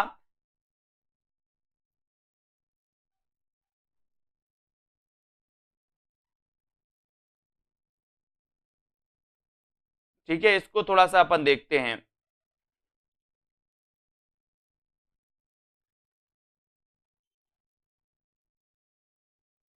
है ना। वैसे ये जो बी नंबर है दोस्तों, ये बी नंबर सही होगा, इसका बी नंबर, रेणुका, रसवंती, उर्वशी और ओंकार, ठीक है, बी नंबर।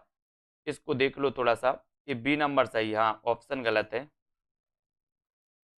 रेणुका, ओंकार ये आता है, ऑप्शन गलत है उसका। रेणुका, ओंकार, रसवंती, द्वंद्व गीत, कुरुक्षेत्र, सामधेनी, रश्मि रथी, नील कुसुम, दिल्ली, उर्वशी, ठीक है। इनको देख लो, वो तो ठीक है, ठीक है। गलत है, वो ऑप्शन गलत है। रेणुका, ओंकार, रसवंती, ठीक है, द्वंद्व गीत, कुरुक्षेत्र, सामधेनी, रश्मि रति, है ना, नील कुसुम, दिल्ली, उर्वशी, परशुराम की प्रतीक्षा, आत्मा की आंखें, हारे के हरिनाम, है ना, धूप और धुआं, नीम के पत्ते और इतिहास के आंसू, ये रचनाएं आपको याद रख लेना, ठीक है। ये हमेशा पूछी जाती हैं। अगला क्वेश्चन यहां पर देखो, अगला क्वेश्चन है रचनाकारों के सामने रचनाओं को हमें सुमेलित करना है। सतरंगिणी, है ना, और बताना है सतरंगिणी, सतरंगी पंखों वाली, अरिमा या फिर ऋतंबरा, बताइए। सतरंगिणी, निराला, सतरंगी पंखों वाली, अरिमा या फिर ऋतंबरा, ये रचनाएं किसकी हैं?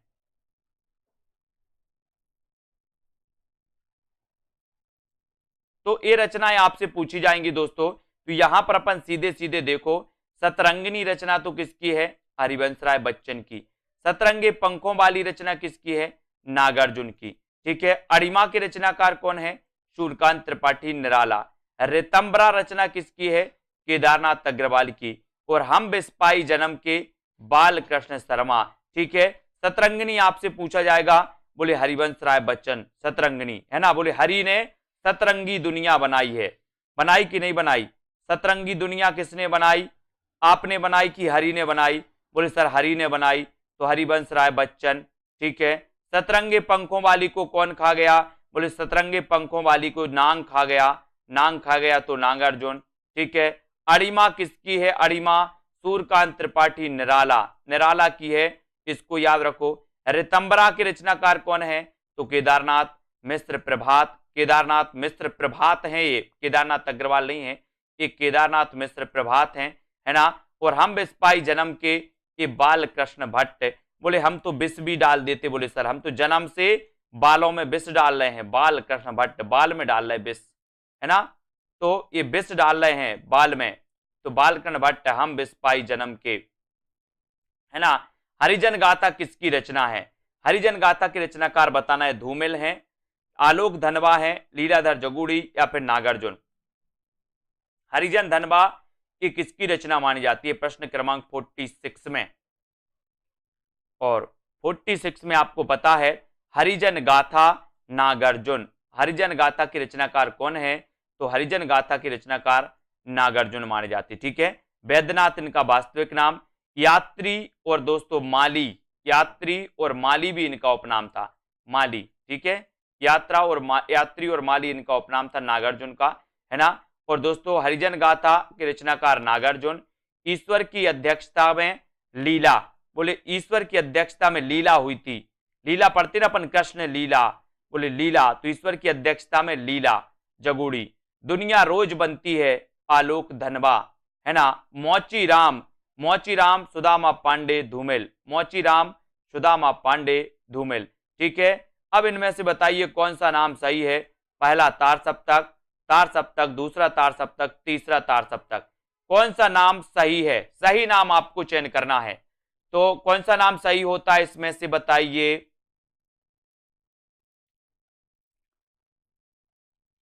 कौन सा नाम सही होगा? तार सप्तक अपन पढ़ते हैं और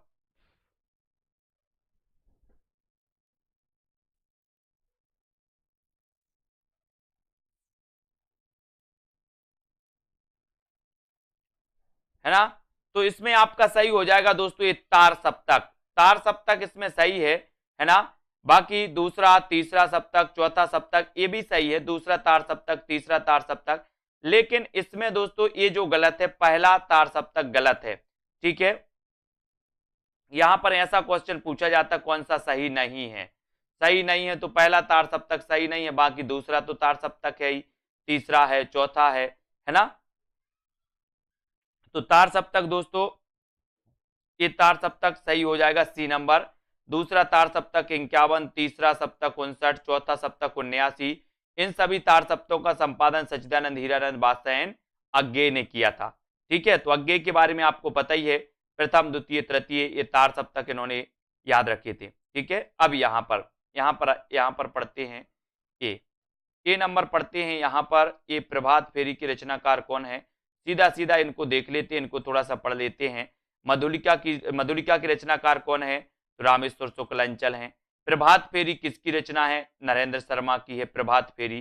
प्रणभंग की रचनाकार कौन है? रामधारी सिंह दिनकर, है ना। काठमांडू की पहली सांझ शिवमंगल सिंह सुमन।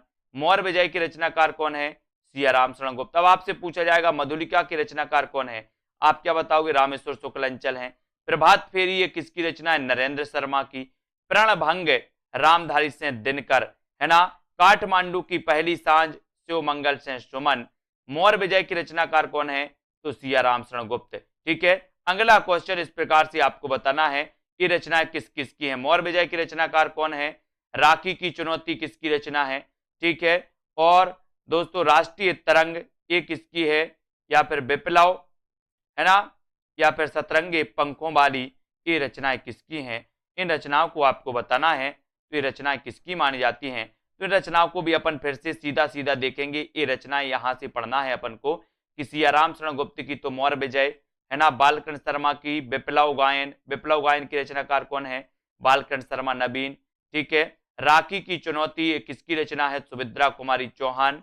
राखी की चुनौती। राष्ट्रीय तरंग की रचनाकार कौन है? गया प्रसाद शुक्ल स्नेही। और सतरंगे पंखों वाली ये रचना किसकी है? तो ये रचना है दोस्तों नागार्जुन की। ठीक है। तो मौर्य विजय सियाराम शरण गुप्त, विप्लव गायन बालकृष्ण शर्मा नवीन, राखी की चुनौती सुभद्रा कुमारी चौहान, राष्ट्रीय तरंग गया प्रसाद शुक्ल स्नेही और सतरंगे पंखों वाली को कौन खा गया? बोले सर नाग। तो नागार्जुन आपका बिल्कुल सही हो जाएगा। ठीक है, 9 बजे रोज 9 बजे क्लास होती है दोस्तों, आपकी 40 मिनट की क्लास होती है। अब यहां पर आपको चयन करना है, यहां पर आपको बताना है कि रचना ना तो दर्शन है और ना किसी ज्ञानी के प्रौढ़ मस्तिष्क का चमत्कार, यह तो अंततः एक साधारण मनुष्य का शंकाकुल हृदय ही है जो मस्तिष्क के हृदय पर चढ़कर बोल रहा है। रामधारी से दिनकर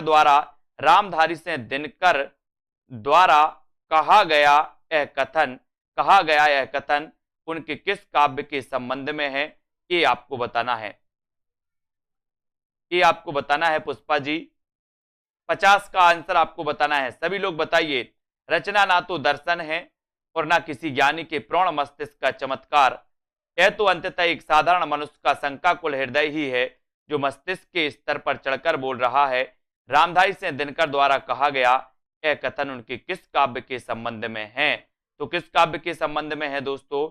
ये जो है ये कुरुक्षेत्र के संबंध में है। ठीक है, कुरुक्षेत्र, रश्मि रथी, उर्वशी और दोस्तों परशुराम की प्रतीक्षा। ठीक है, ये रचना इनकी मानी जाती है। रचना ना तो दर्शन है ना किसी ज्ञानी के प्रौढ़ मस्तिष्क का चमत्कार, यह तो अंततः एक साधारण मनुष्य का शंकाकुल क्या है? हृदय है, शंकाकुल हृदय है। ये दोस्तों कुरुक्षेत्र से संबंधित है, रामधारी से दिनकर की रचना है। रामधारी से दिनकर की रचनाओं में रेणुका 1935 सबसे पहले रेणुका आती है, ओंकार आती है, फिर 1939 में रसवंती, द्वंद्व गीत, कुरुक्षेत्र, सामधैनी, रश्मि रति, नील कुसुम, दिल्ली है ना, उर्वशी, परशुराम की प्रतीक्षा, आत्मा की आंखें, हरि को हरिनाम है ना, धूप और धुआं, नीम के पत्ते, इतिहास के आंसू इत्यादि ये रचनाएं। अब आपको क्रमबद्ध यहां पर बताना है, क्रमबद्ध चयन करना है साथियों। जन्म काल के आधार पर निम्नलिखित कवियों का सही अनुक्रम बताइए।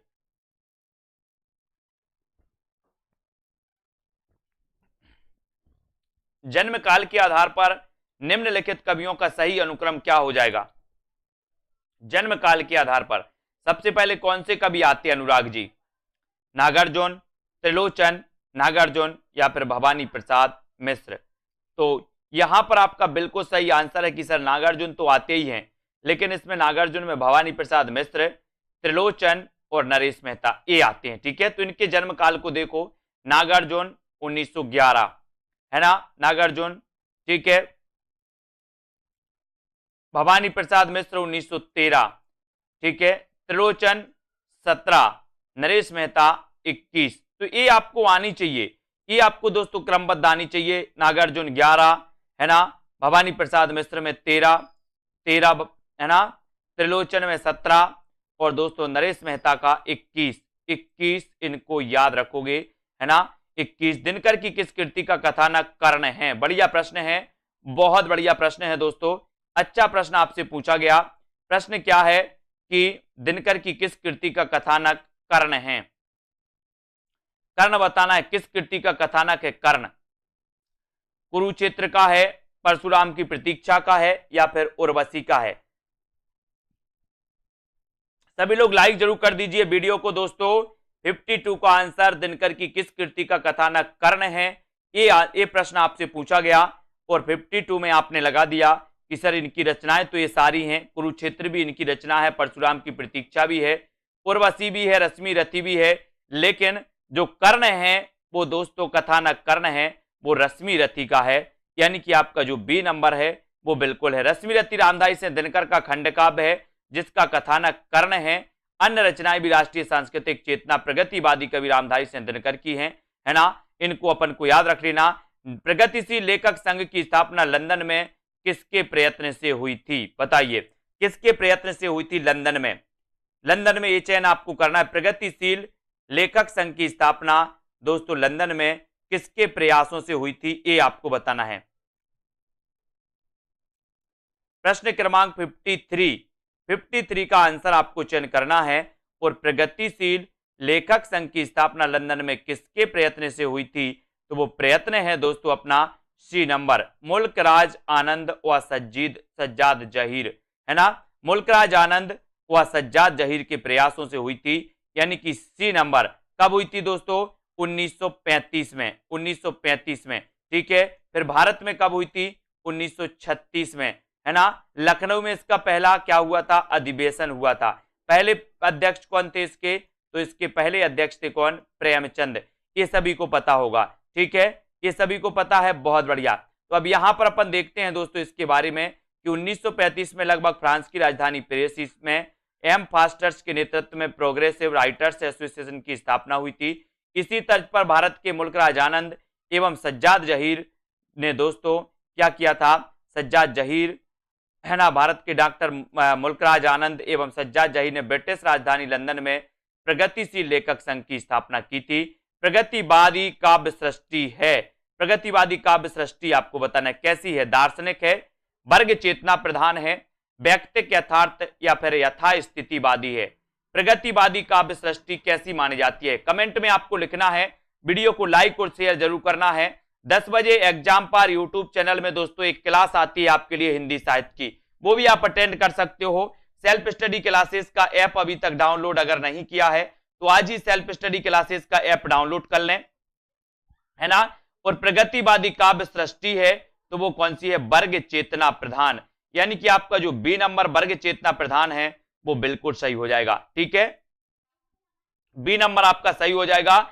और दोस्तों 1 तारीख से यानी कि 1 अप्रैल से लॉन्च होने वाला है टीजीटी पीजीटी का मॉडल पेपर। मॉडल पेपर यानी कि जिसमें 125 प्रश्न होंगे। 125 में व्याकरण के भी प्रश्न होंगे, हिंदी साहित्य के भी प्रश्न होंगे, संस्कृत के भी प्रश्न होंगे।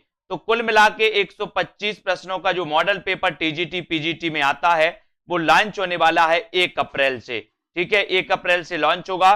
तो जिन भी साथियों को लेना है, शुरुआत में विशेष छूटें भी रहेंगी जैसी भी रहें, है ना। इनमें से कौन सी रचना केदारनाथ अग्रवाल की नहीं है? तो आपको पता है, बोले सर केदारनाथ अग्रवाल की बात करोगे तो युग की गंगा इनकी रचना है ना। नींद के बादल भी इनकी रचना है, ये भी आपको याद रख लेना है, ठीक है, याद रख लेना है,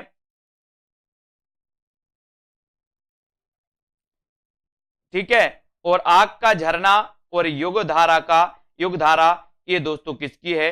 ये केदारनाथ अग्रवाल की रचना नहीं है, ये तो किसकी है? ये तो रचना नागार्जुन की है। किसकी है? नागार्जुन की। इसको याद रख लेना। युगधारा की आज का जो अपना पहला प्रश्न है यहां पर आपको बताना है, यहां तक अपन ने पढ़ लिया था। अगला क्वेश्चन है आपका, फूल नहीं रंग बोलते हैं, फूल नहीं रंग बोलते हैं कि रचनाकार कौन माने जाते हैं? इसका उत्तर आपको बताना है। केदारनाथ अग्रवाल, नागार्जुन, त्रिलोचन या फिर नरेश मेहता। अपन ने दोस्तों प्रगतिवाद के बारे में पढ़ा था कि सर प्रगतिवाद का जो उदय होता है वो होता है 1936 में। प्रगतिवाद के प्रवर्तक कौन है? सुमित्रानंदन पंत।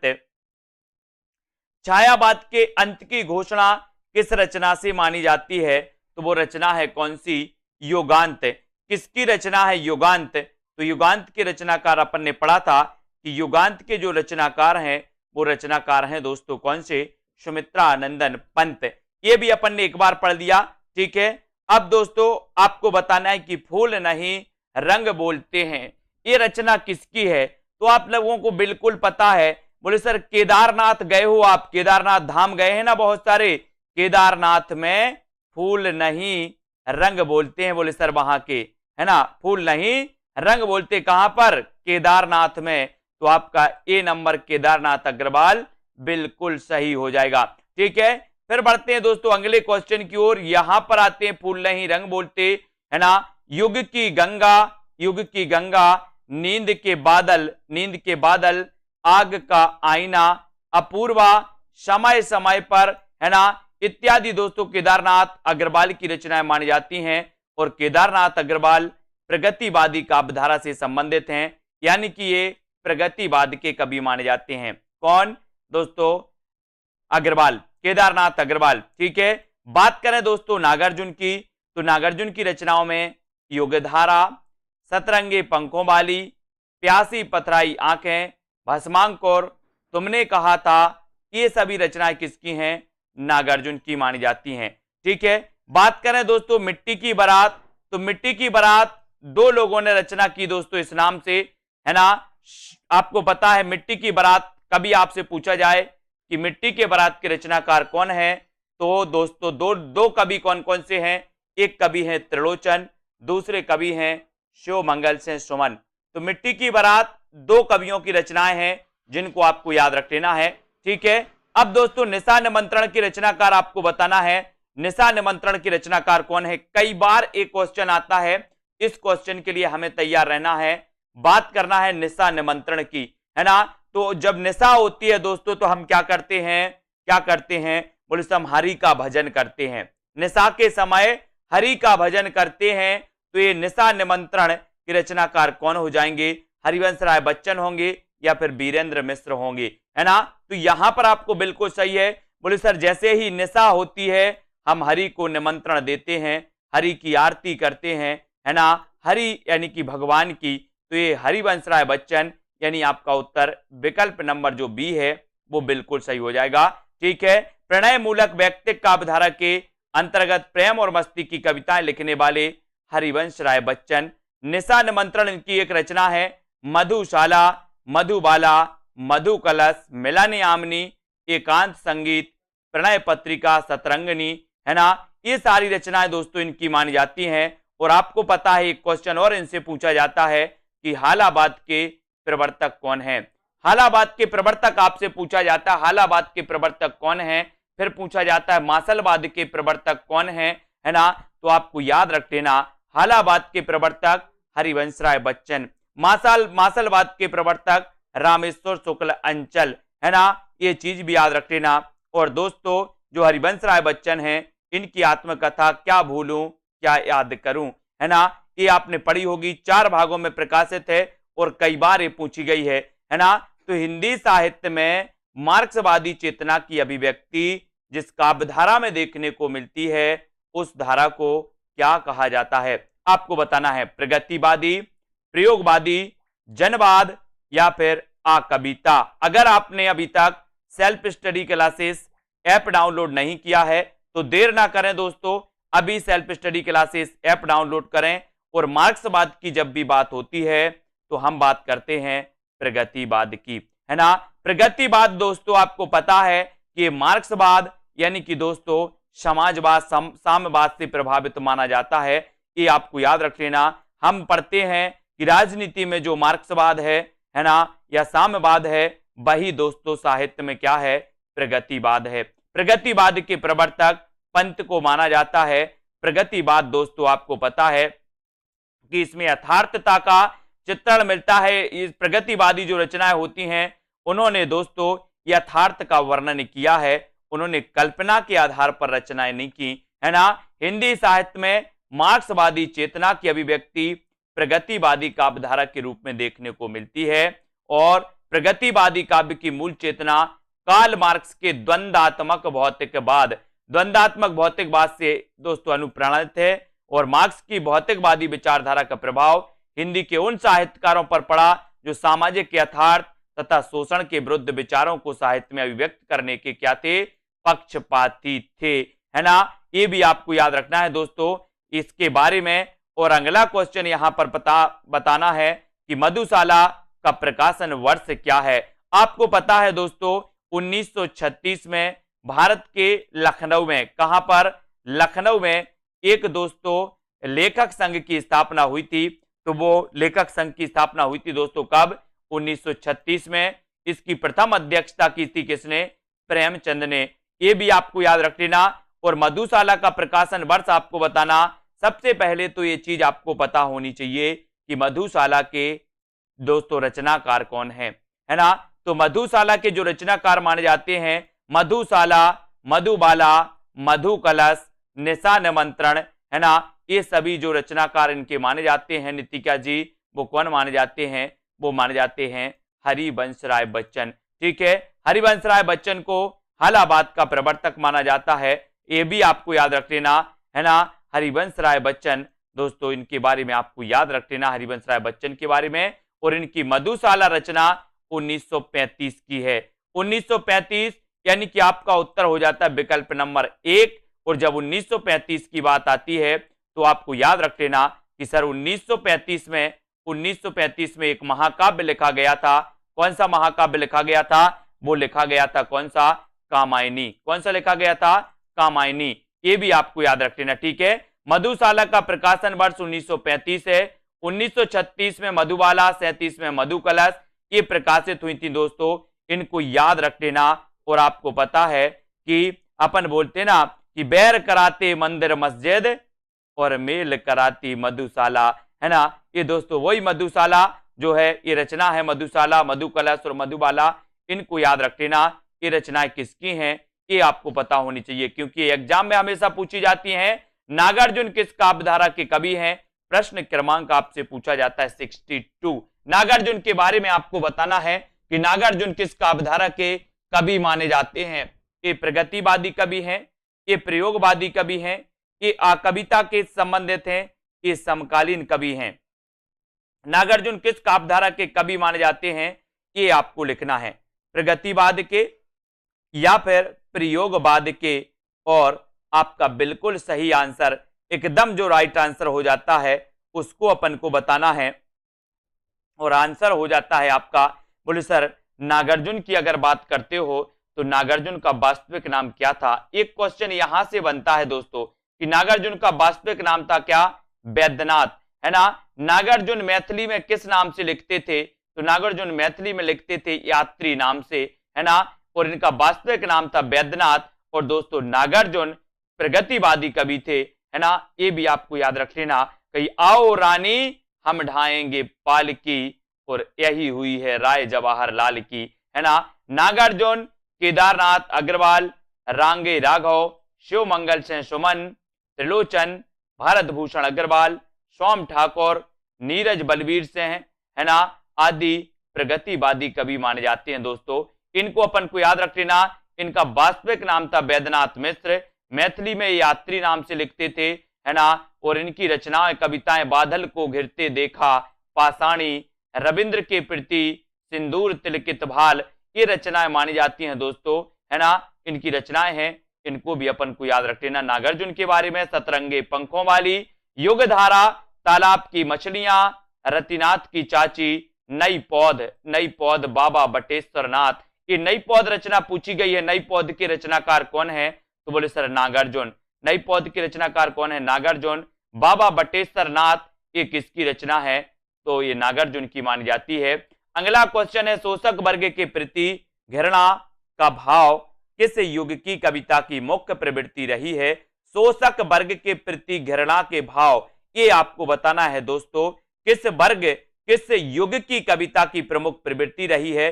प्रश्न क्रमांक है अपना 63। और अपन ने बताया है, क्या बताया दोस्तों, कि शोषक वर्ग के प्रति घृणा का भाव यथार्थता में दोस्तों जिन्होंने रचनाएं की हैं वो कवि कौन थे? बोले सर वो प्रगतिवादी कवि थे। प्रगतिवाद किससे प्रभावित था? तो प्रगतिवाद मार्क्सवाद से प्रभावित था। शोषक वर्ग के प्रति घृणा भाव प्रगतिवाद युग की मुख्य प्रवृत्ति रही, मुख्य विशेषता रही, ये भी आपको याद रख लेना है। और प्रगतिवाद का सैद्धांतिक आधार मार्क्स का द्वंद्वात्मक भौतिकवाद है। राजनीति के क्षेत्र में जो समाजवाद है या साम्यवाद है, साहित्य के क्षेत्र में वही क्या है? प्रगतिवाद है। ये भी आपको याद रख लेना कि दोस्तों राजनीति के क्षेत्र में जो समाजवाद है, साम्यवाद है, साहित्य के क्षेत्र में वही प्रगतिवाद है ना। अगला क्वेश्चन है कि आग और राग का कवि किससे कहा जाता है? ऐसे कौन से साथी हैं जिन्होंने अभी तक दोस्तों self study classes app download नहीं किया? ऐप डाउनलोड कर लें सभी लोग। और आग और राग का कवि आपको बताना है कि दिनकर हैं, निराला हैं, पंत हैं या फिर प्रसाद हैं। आग और राग का कवि, बोले सर आग की बात करते हो तो सूरज आग उगलता है दिन में, सूरज आग उगलता है दिन में। और सबसे ज्यादा अगर किसी से राग है तो बोले सर सूरज से ही है ना, सूरज से है। बोले सूरज ना निकले तो कोई काम नहीं होगा, है ना। और दोस्तों ज्यादा दिन तक जिंदा नहीं रह पाएंगे। और आग और राग का कवि कहा जाता है किसे? दिनकर को। दिनकर को कहा जाता है। दिनकर की रचनाओं की अगर बात की जाए रामधारी सिंह दिनकर की, तो रेणुका इनकी रचना है। हुंकार आपसे पूछा जाएगा हुंकार के रचनाकार कौन है ना। रसवंती किसकी रचना है? सामधैनी और कुरुक्षेत्र किसकी रचना है? परशुराम की प्रतीक्षा लंबी कविता किसकी है दोस्तों? ये रचना किसकी है? रश्मि रति उर्वशी के रचनाकार कौन है? हारे को हरिनाम, है ना, ये रचना किसकी है? तो आपको बताना है कि सर ये रचना है किसकी? दिनकर जी की। दिनकर जी की मानी जाती है। निराला की प्रमुख रचनाओं की बात करें तो अनामिका, अनामिका, परिमल, गीतिका, तुलसीदास, कुकुरमुत्ता और नए पत्ते, ये रचनाएं आपको याद रख लेना है। ठीक है, जयशंकर प्रसाद की रचनाओं की बात करें तो उर्वशी। दोस्तों यहां कंफ्यूज नहीं होना, मैं आपको कई बार बताता हूं कि उर्वशी एक रचना जयशंकर प्रसाद की भी है और उर्वशी एक रचना दिनकर की भी है। इनकी दोस्तों 1909 की रचना मानी जाती है जयशंकर प्रसाद की, जबकि उर्वशी रचना एक दिनकर की है 1961 की। ठीक है, तो ये उर्वशी रचनाओं को अपन याद करेंगे। वन मिलन की रचनाकार जयशंकर प्रसाद हैं, कानन कुसुम की रचनाकार जयशंकर प्रसाद हैं, प्रेम पथक भी जयशंकर प्रसाद की है, चित्राधार और कामायनी भी रचना जयशंकर प्रसाद की मानी जाती हैं। चित्राधार भी याद रख लेना दोस्तों, चित्राधार जयशंकर प्रसाद, है ना। सुमित्रानंदन पंत की रचनाओं में उच्छ्वास की बात आती है दोस्तों, तो उच्छ्वास के रचनाकार कौन है? उच्छ्वास के रचनाकार हैं सुमित्रानंदन पंत और शोकोच्छ्वास के रचनाकार हैं जयशंकर प्रसाद। शोकोच्छ्वास जयशंकर प्रसाद, उच्छ्वास सुमित्रानंदन पंत।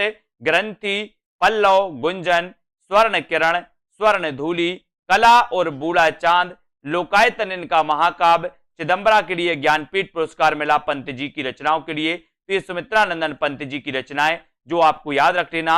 ये रचना इनकी स्वर्ण किरण, स्वर्ण धूलि, अरविंद दर्शन से प्रभावित है ना। कला और बूढ़ा चांद के लिए 1960 में साहित्य अकादमी पुरस्कार मिला।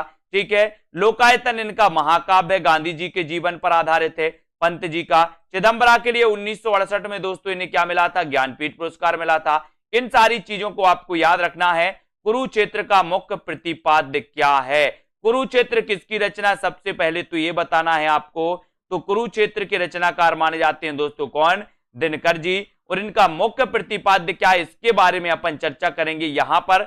और भी विकल्प आपको यहां पर दिए गए और आपका राइट आंसर है कि जब तक संसार में सद्भावना, शांति, समता और न्याय की प्रतिष्ठा नहीं होती तब तक युद्ध अनिवार्य है, तब तक युद्ध अनिवार्य है।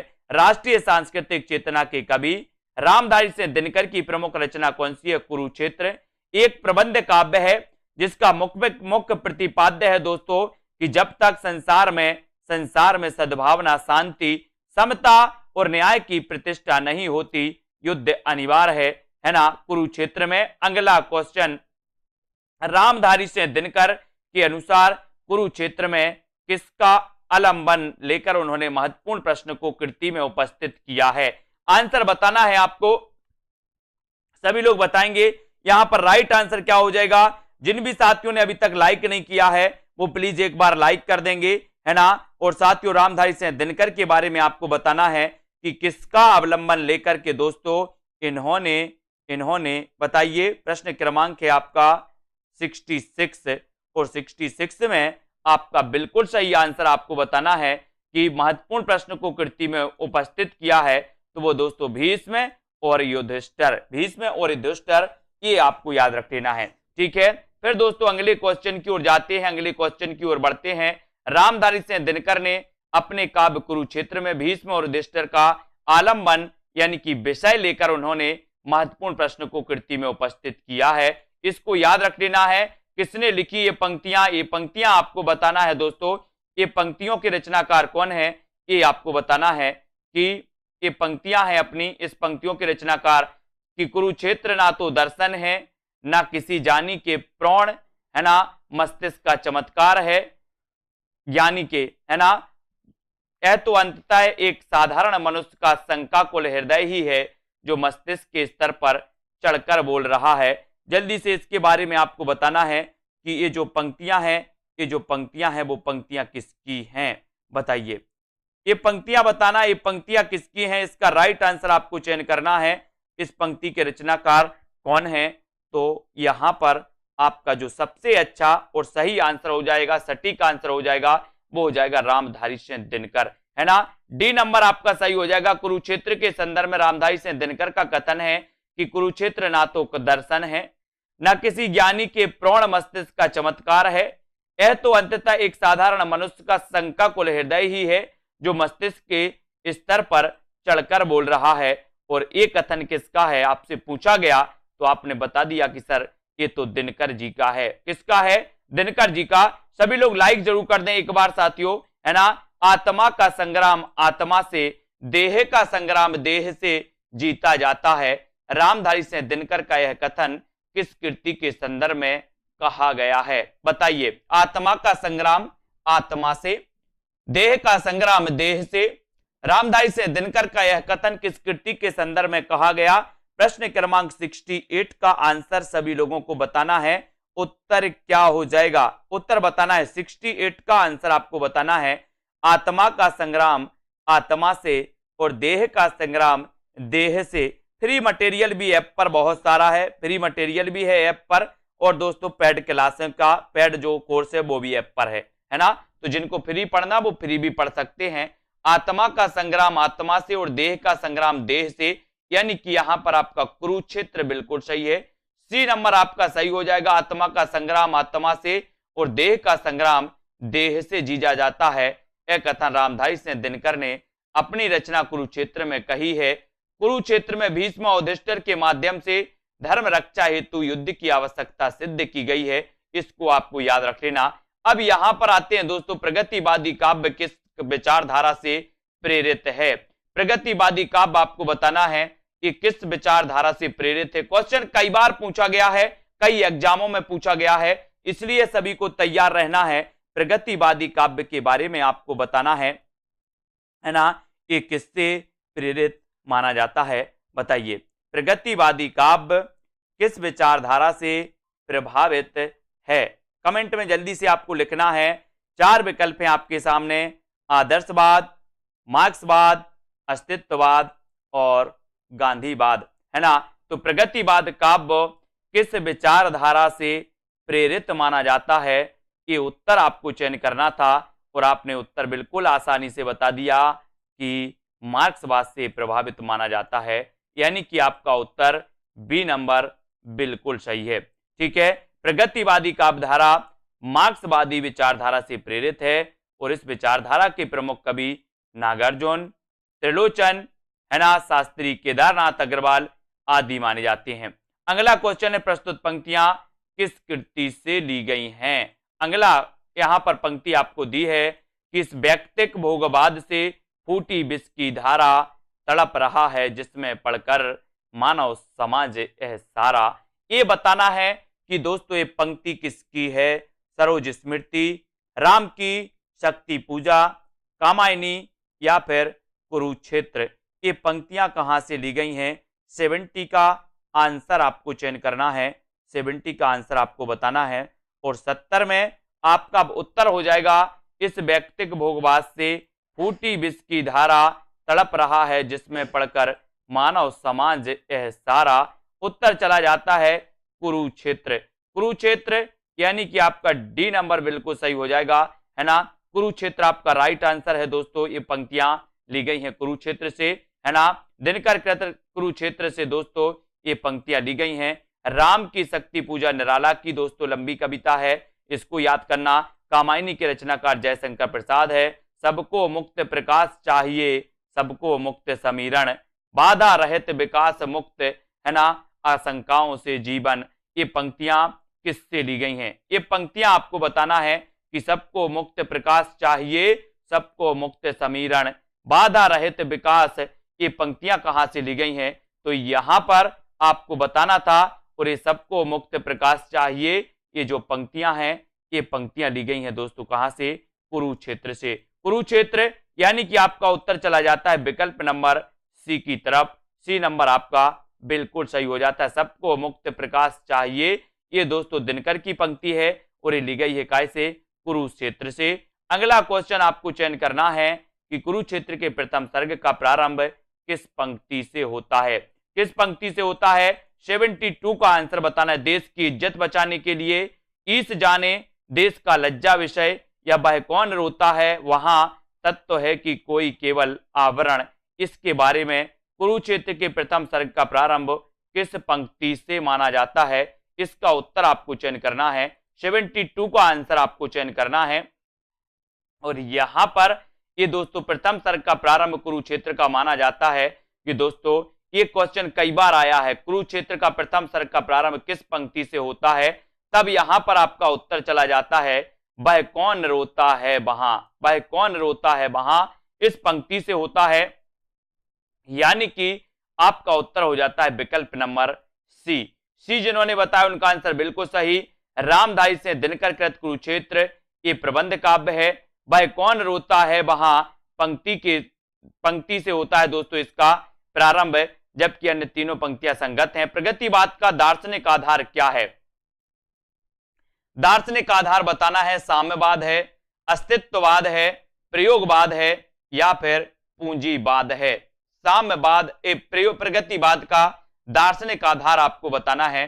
दार्शनिक आधार क्या है? प्रगतिवाद का दार्शनिक आधार आपको चयन करना है, यानी कि आपको उत्तर 73 का उत्तर बताना है। ये क्वेश्चन भी कई बार आया है कि प्रगतिवाद का दार्शनिक आधार क्या है, और बहुत सारे लोगों ने उत्तर बता भी दिया है कि सर अगर प्रगतिवाद के दार्शनिक आधार की बात करोगे तो राजनीति के क्षेत्र में जो साम्यवाद है ना, साहित्य के क्षेत्र में वही क्या है? प्रगतिवाद। यानी कि उत्तर आपका एक ही तरफ चला जाता है। ये नंबर आपका बिल्कुल सही हो जाता है। ठीक है, अब यहां पर क्वेश्चन आता है प्रगतिवाद का दार्शनिक आधार है साम्यवाद, जो मार्क्सवाद की देन है। इस संबंध में कहा गया कि राजनीति के क्षेत्र में जो मार्क्सवाद है, तो दोस्तों साहित्य के क्षेत्र में वही क्या है? साहित्य के क्षेत्र में वही प्रगतिवाद है ना। किस कवि को मार्क्सवादी चेतना का कवि माना जाता है? किस कवि को माना जाता है मार्क्सवादी चेतना का कवि? धर्मवीर भारती को, अज्ञे हरिवंश राय बच्चन को या फिर केदारनाथ अग्रवाल को? किस कवि को मार्क्सवादी चेतना का कवि माना जाता है? मार्क्सवादी चेतना का कवि। ये चार विकल्प हैं। इतना तो हमारे अंदर कॉमन सेंस है कि सर यहां पर प्रगतिवादी कवियों की अगर बात करें तो प्रगतिवादी कवि दिख रहे हैं कौन? केदारनाथ अग्रवाल। फूल नहीं रंग बोलते हैं इनकी रचना है, बहुत ही श्रेष्ठ रचना। और किस कवि को मार्क्सवादी चेतना का कवि माना जाता है? तो वो माना जाता है दोस्तों केदारनाथ सिंह अग्रवाल, नहीं सिंह, है ना। केदारनाथ अग्रवाल की रचना है कौन सी? फूल नहीं रंग बोलते हैं। लेकिन ये केदारनाथ सिंह है, यानी कि यहां पर डी नंबर आपका सही होगा। केदारनाथ सिंह और केदारनाथ अग्रवाल में दोस्तों कंफ्यूज नहीं होना, है ना। केदारनाथ सिंह को मार्क्सवादी चेतना का कवि कहा जाता है। इन्हें 2013 में ज्ञानपीठ पुरस्कार प्रदान किया गया दोस्तों, और 19 मार्च 2018 को इनका निधन हो गया था। किसका? केदारनाथ सिंह का, 2018 को, है ना। और ये दोस्तों केदारनाथ सिंह याद रख लेना, ये प्रगतिवादी चेतना के कवि माने जाते हैं, है ना। किसका संबंध रामधारी सिंह दिनकर से है? रामधारी सिंह दिनकर से बताना है किसका संबंध है, बताइए किसका संबंध है? कामाध्यात्म की समस्या, पौराणिक प्रसंग में भारत चीन युद्ध युगीन संदर्भ, या फिर युद्ध दर्शन या सुधारवाद? तो बताना है किसका संबंध दिनकर से है। दिनकर बताना है कैन का कवि, वो केदारनाथ अग्रवाल को कैन का कवि। ठीक है, तो यहां पर आपका दोस्तों पौराणिक प्रसंग में भारत चीन युद्ध का युगीन संदर्भ, यानी कि आपका बी नंबर बिल्कुल सही हो जाएगा। ठीक है, बी नंबर यानी कि आपका ए नंबर जे, ए बी और सी। ठीक है, तो कामाध्यात्म की समस्या, पौराणिक प्रसंग में भारत चीन युद्ध का युगीन संदर्भ और युद्ध दर्शन, यानी कि ये तीनों सही हो जाएंगे दोस्तों। दिनकर से संबंधित हैं, सुधारवाद दिनकर से संबंधित नहीं है। तो यहां पर अपन देख लेते हैं कि कामाध्यात्म की समस्या और बसी में, पौराणिक प्रसंग में भारत चीन युद्ध का युगीन संदर्भ, परशुराम की प्रतीक्षा में, युद्ध दर्शन कुरुक्षेत्र ओंकार और रश्मि रथी में, जबकि सुधारवाद का संबंध दिनकर से नहीं है, दिनकर से नहीं है। 76 का आंसर आपको बताना है कि किस कवि का संबंध प्रगतिवाद से नहीं है। प्रगतिवाद से नहीं है तो किसका संबंध नहीं है, ये आपको बताना है। किसका संबंध नहीं है प्रगतिवाद से? रामधरस मिश्र का है, त्रिलोचन का है, मुक्तिबोध या फिर दोस्तों नागार्जुन? किसका नहीं है पूछा गया। सभी लोग एक बार लाइक जरूर करेंगे, लाइक आपको जरूर करना है साथियों। ठीक है, आप एक बार लाइक करते हो, है ना, और एक क्लास आपके लिए दोस्तों कई बार आपको मिलने वाली है। ठीक है, और जिन भी साथियों ने अभी तक दोस्तों सब्सक्राइब किया है लेकिन बेल आइकन को नहीं दबाया, तो वो बेल आइकन को दबा दें, जिससे नोटिफिकेशन आपके पास हमेशा के लिए पहुंचेगा, रोज पहुंचेगा। जो भी क्लास होंगी उनका नोटिफिकेशन पहुंचेगा। ठीक है, तो अब किस कवि का संबंध प्रगतिवाद से नहीं है? तो बोले सर किस कवि का पूछा है? तो रामदरस मिश्र का नहीं है, यानी कि ये नंबर त्रिलोचन का तो है, मुक्तिबोध है, नागार्जुन भी है, ठीक है। तो एक नंबर आपका सही हो जाता है। यहां पर रामदरस मिश्र का संबंध प्रगतिवाद से नहीं है, जबकि मुक्तिबोध, त्रिलोचन तथा नागार्जुन प्रगतिवाद के कवि माने जाते हैं।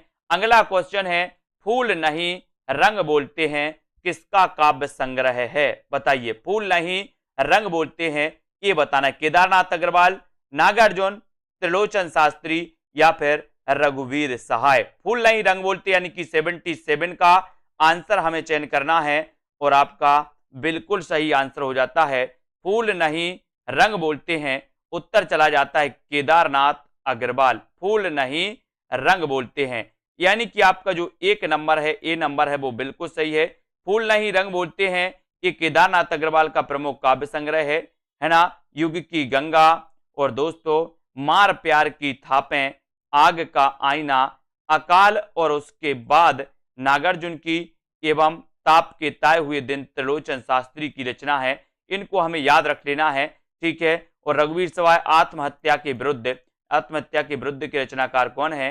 तो रघुवीर सहाय। आत्महत्या के विरुद्ध के रचनाकार कौन है? रघुवीर सहाय, ठीक है। इनको याद रख लेना। अगला क्वेश्चन यहां पर बताना है दोस्तों, युग की गंगा किसकी रचना है? युग की गंगा किसकी रचना है? चार विकल्प हैं हमारे सामने। युग की गंगा के रचनाकार आपको चयन करना है, इसके रचनाकार कौन है? केदारनाथ से हैं, केदारनाथ अग्रवाल, केदारनाथ मिश्र प्रभात या फिर रामेश्वर शुक्ल। बताइए युग की गंगा के रचनाकार कौन है? सभी लोग लाइक जरूर कर दें, एक बार लाइक सभी लोग किया करें दोस्तों। युग की गंगा किसकी रचना है ये आपको बताना है। और जिन भी साथियों ने अभी तक सेल्फ स्टडी क्लासेस का दोस्तों क्या नहीं किया है ना,